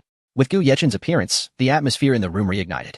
Everyone knew of Gu Yechen's connection to Su Haoran, leading them to speculate that his identity was certainly remarkable. Wow, many young people are familiar with young Master Shin's reputation, but I didn't expect someone so bold to compete with him. A man remarked, nodding in admiration. Doesn't anyone notice how handsome this guy is? He seems a far better match for Miss Ya than young Master Shun. A woman exclaimed, her gaze fixed on Gu Yechen as if she wished to devour him with her eyes. But can good looks buy you food? In today's society, you need wealth. Otherwise, who would pay you any mind? A practical voice retorted, arms crossed with a look of disdain. But Miss Ya is not lacking in money, the woman countered, her tone stubborn as she pouted. This statement left the crowd momentarily speechless, as they realized that Xia Yutong indeed lacked for nothing. Wait, I just remembered. He's our city's top student from Xinghai High School, Gu Yechen. Someone shouted in revelation, causing everyone to turn and take a closer look. Could it be that he and Miss Ya are classmates? Is early romance a possibility?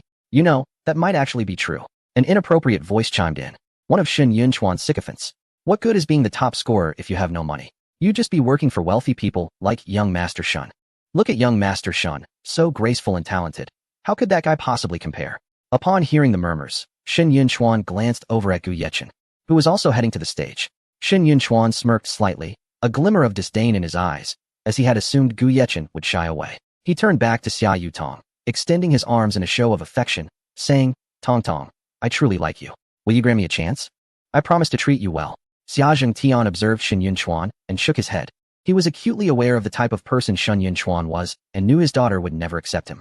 He would never allow such a man to be with his daughter. I'm sorry, young Master Shun, but I'm not interested, Xia Yutong replied, her brow furrowing slightly with impatience. Though her upbringing instilled in her a sense of politeness, her hands delicately folded in front of her. After being rejected once more, Shen Yunchuan's expression darkened. Upon seeing Gu Yechen ascend the stage, a smirk crept onto his lips as he remarked, Oh, isn't this Mr. Gu? I wonder what earth-shattering gift you've prepared for Miss Ya today. I hope you haven't come empty-handed. Shen Yunchuan's tone dripped with sarcasm, his expression brimming with mockery. Below, Shen Yunchuan's sycophants erupted into laughter, their mirth sharp and piercing. What I choose to gift is none of your concern. However, what young Master Shen offers is indeed different. I've seen watches gifted before, but never one of a green variety, Gu Yechen replied with a light chuckle. His eyes glinting with derision, arms crossed in a relaxed manner. Shen Yunchuan's expression shifted, his gaze turning vicious as he glared at Gu Yechen. What nonsense are you spouting? This watch is of considerable value, worth 8 million. Can you afford that? Shen Yunchuan had done a cursory investigation into Gu Yechen, but paid little attention. Gu Yechen smiled and said, And what of its worth? To present it in front of so many at Miss Ya's birthday banquet. Are you attempting to coerce her into a relationship with you? Do you think money can buy everything? Do you believe Miss Ya would be swayed by your 8 million?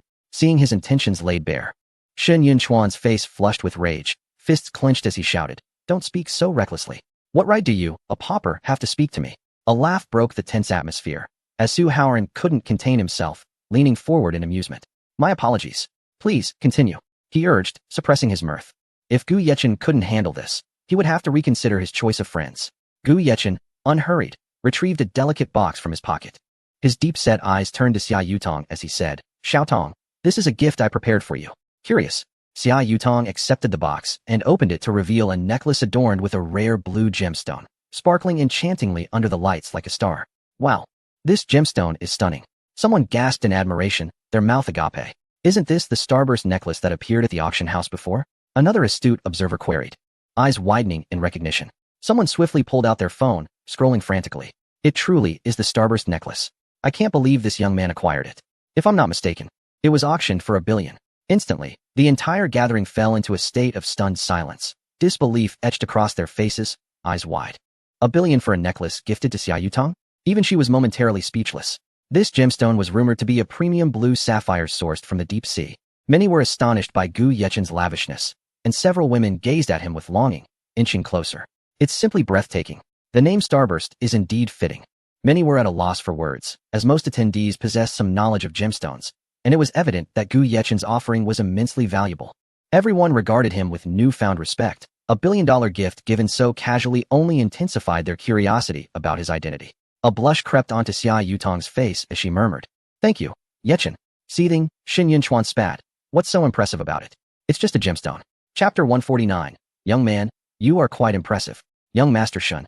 This is no ordinary gem. This exquisite sapphire was obtained by a national explorer from the depths of the ocean.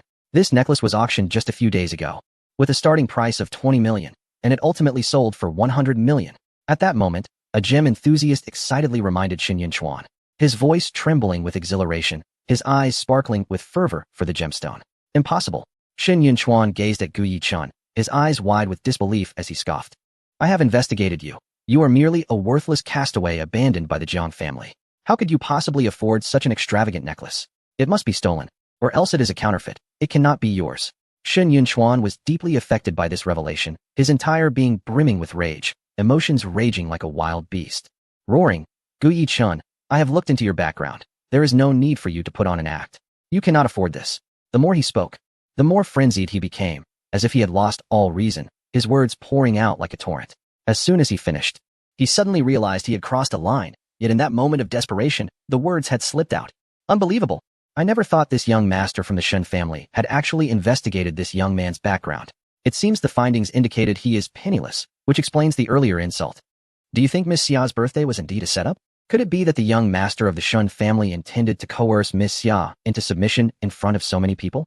Ha ha ha. Who would have thought that Xin Yunchuan's investigation yielded nothing about Gu Yichen, leading to such a public humiliation?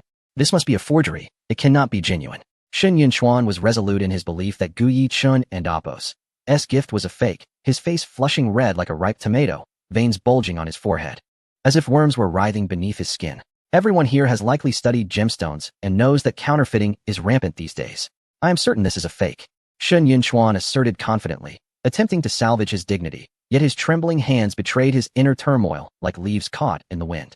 Oh, young Master Shun is so certain this item is a forgery. Are you questioning the auction house's expertise? Gu Yichen's lips curled into a slight smirk, the expression laced with derision. He had examined the gem with his discerning eye, recognizing it as extraordinary. The sapphire bore an aura that could soothe the spirit and calm the heart, providing comfort to its wearer. Do not slander me. I never said such a thing. Xin Yunchuan shook with rage, clenching his fists, wishing to strike Gu Yichun. Damn it. The solution I painstakingly devised was effortlessly redirected towards the auction house by Gu Yichen's casual remark. And how do you know this item is fake? Do you possess the ability to see through it and assess its true value? Gu Yichen chuckled lightly, the sound grating on Shun Yunchuan's nerves. This gemstone is unmistakably authentic. It cannot be a counterfeit, someone asserted, their voice firm and resolute. Gu Yichen cast a cold glance at Xin Yunchuan, his eyes brimming with disdain as he declared, Xin Yunchuan, you will never comprehend what sincerity truly means.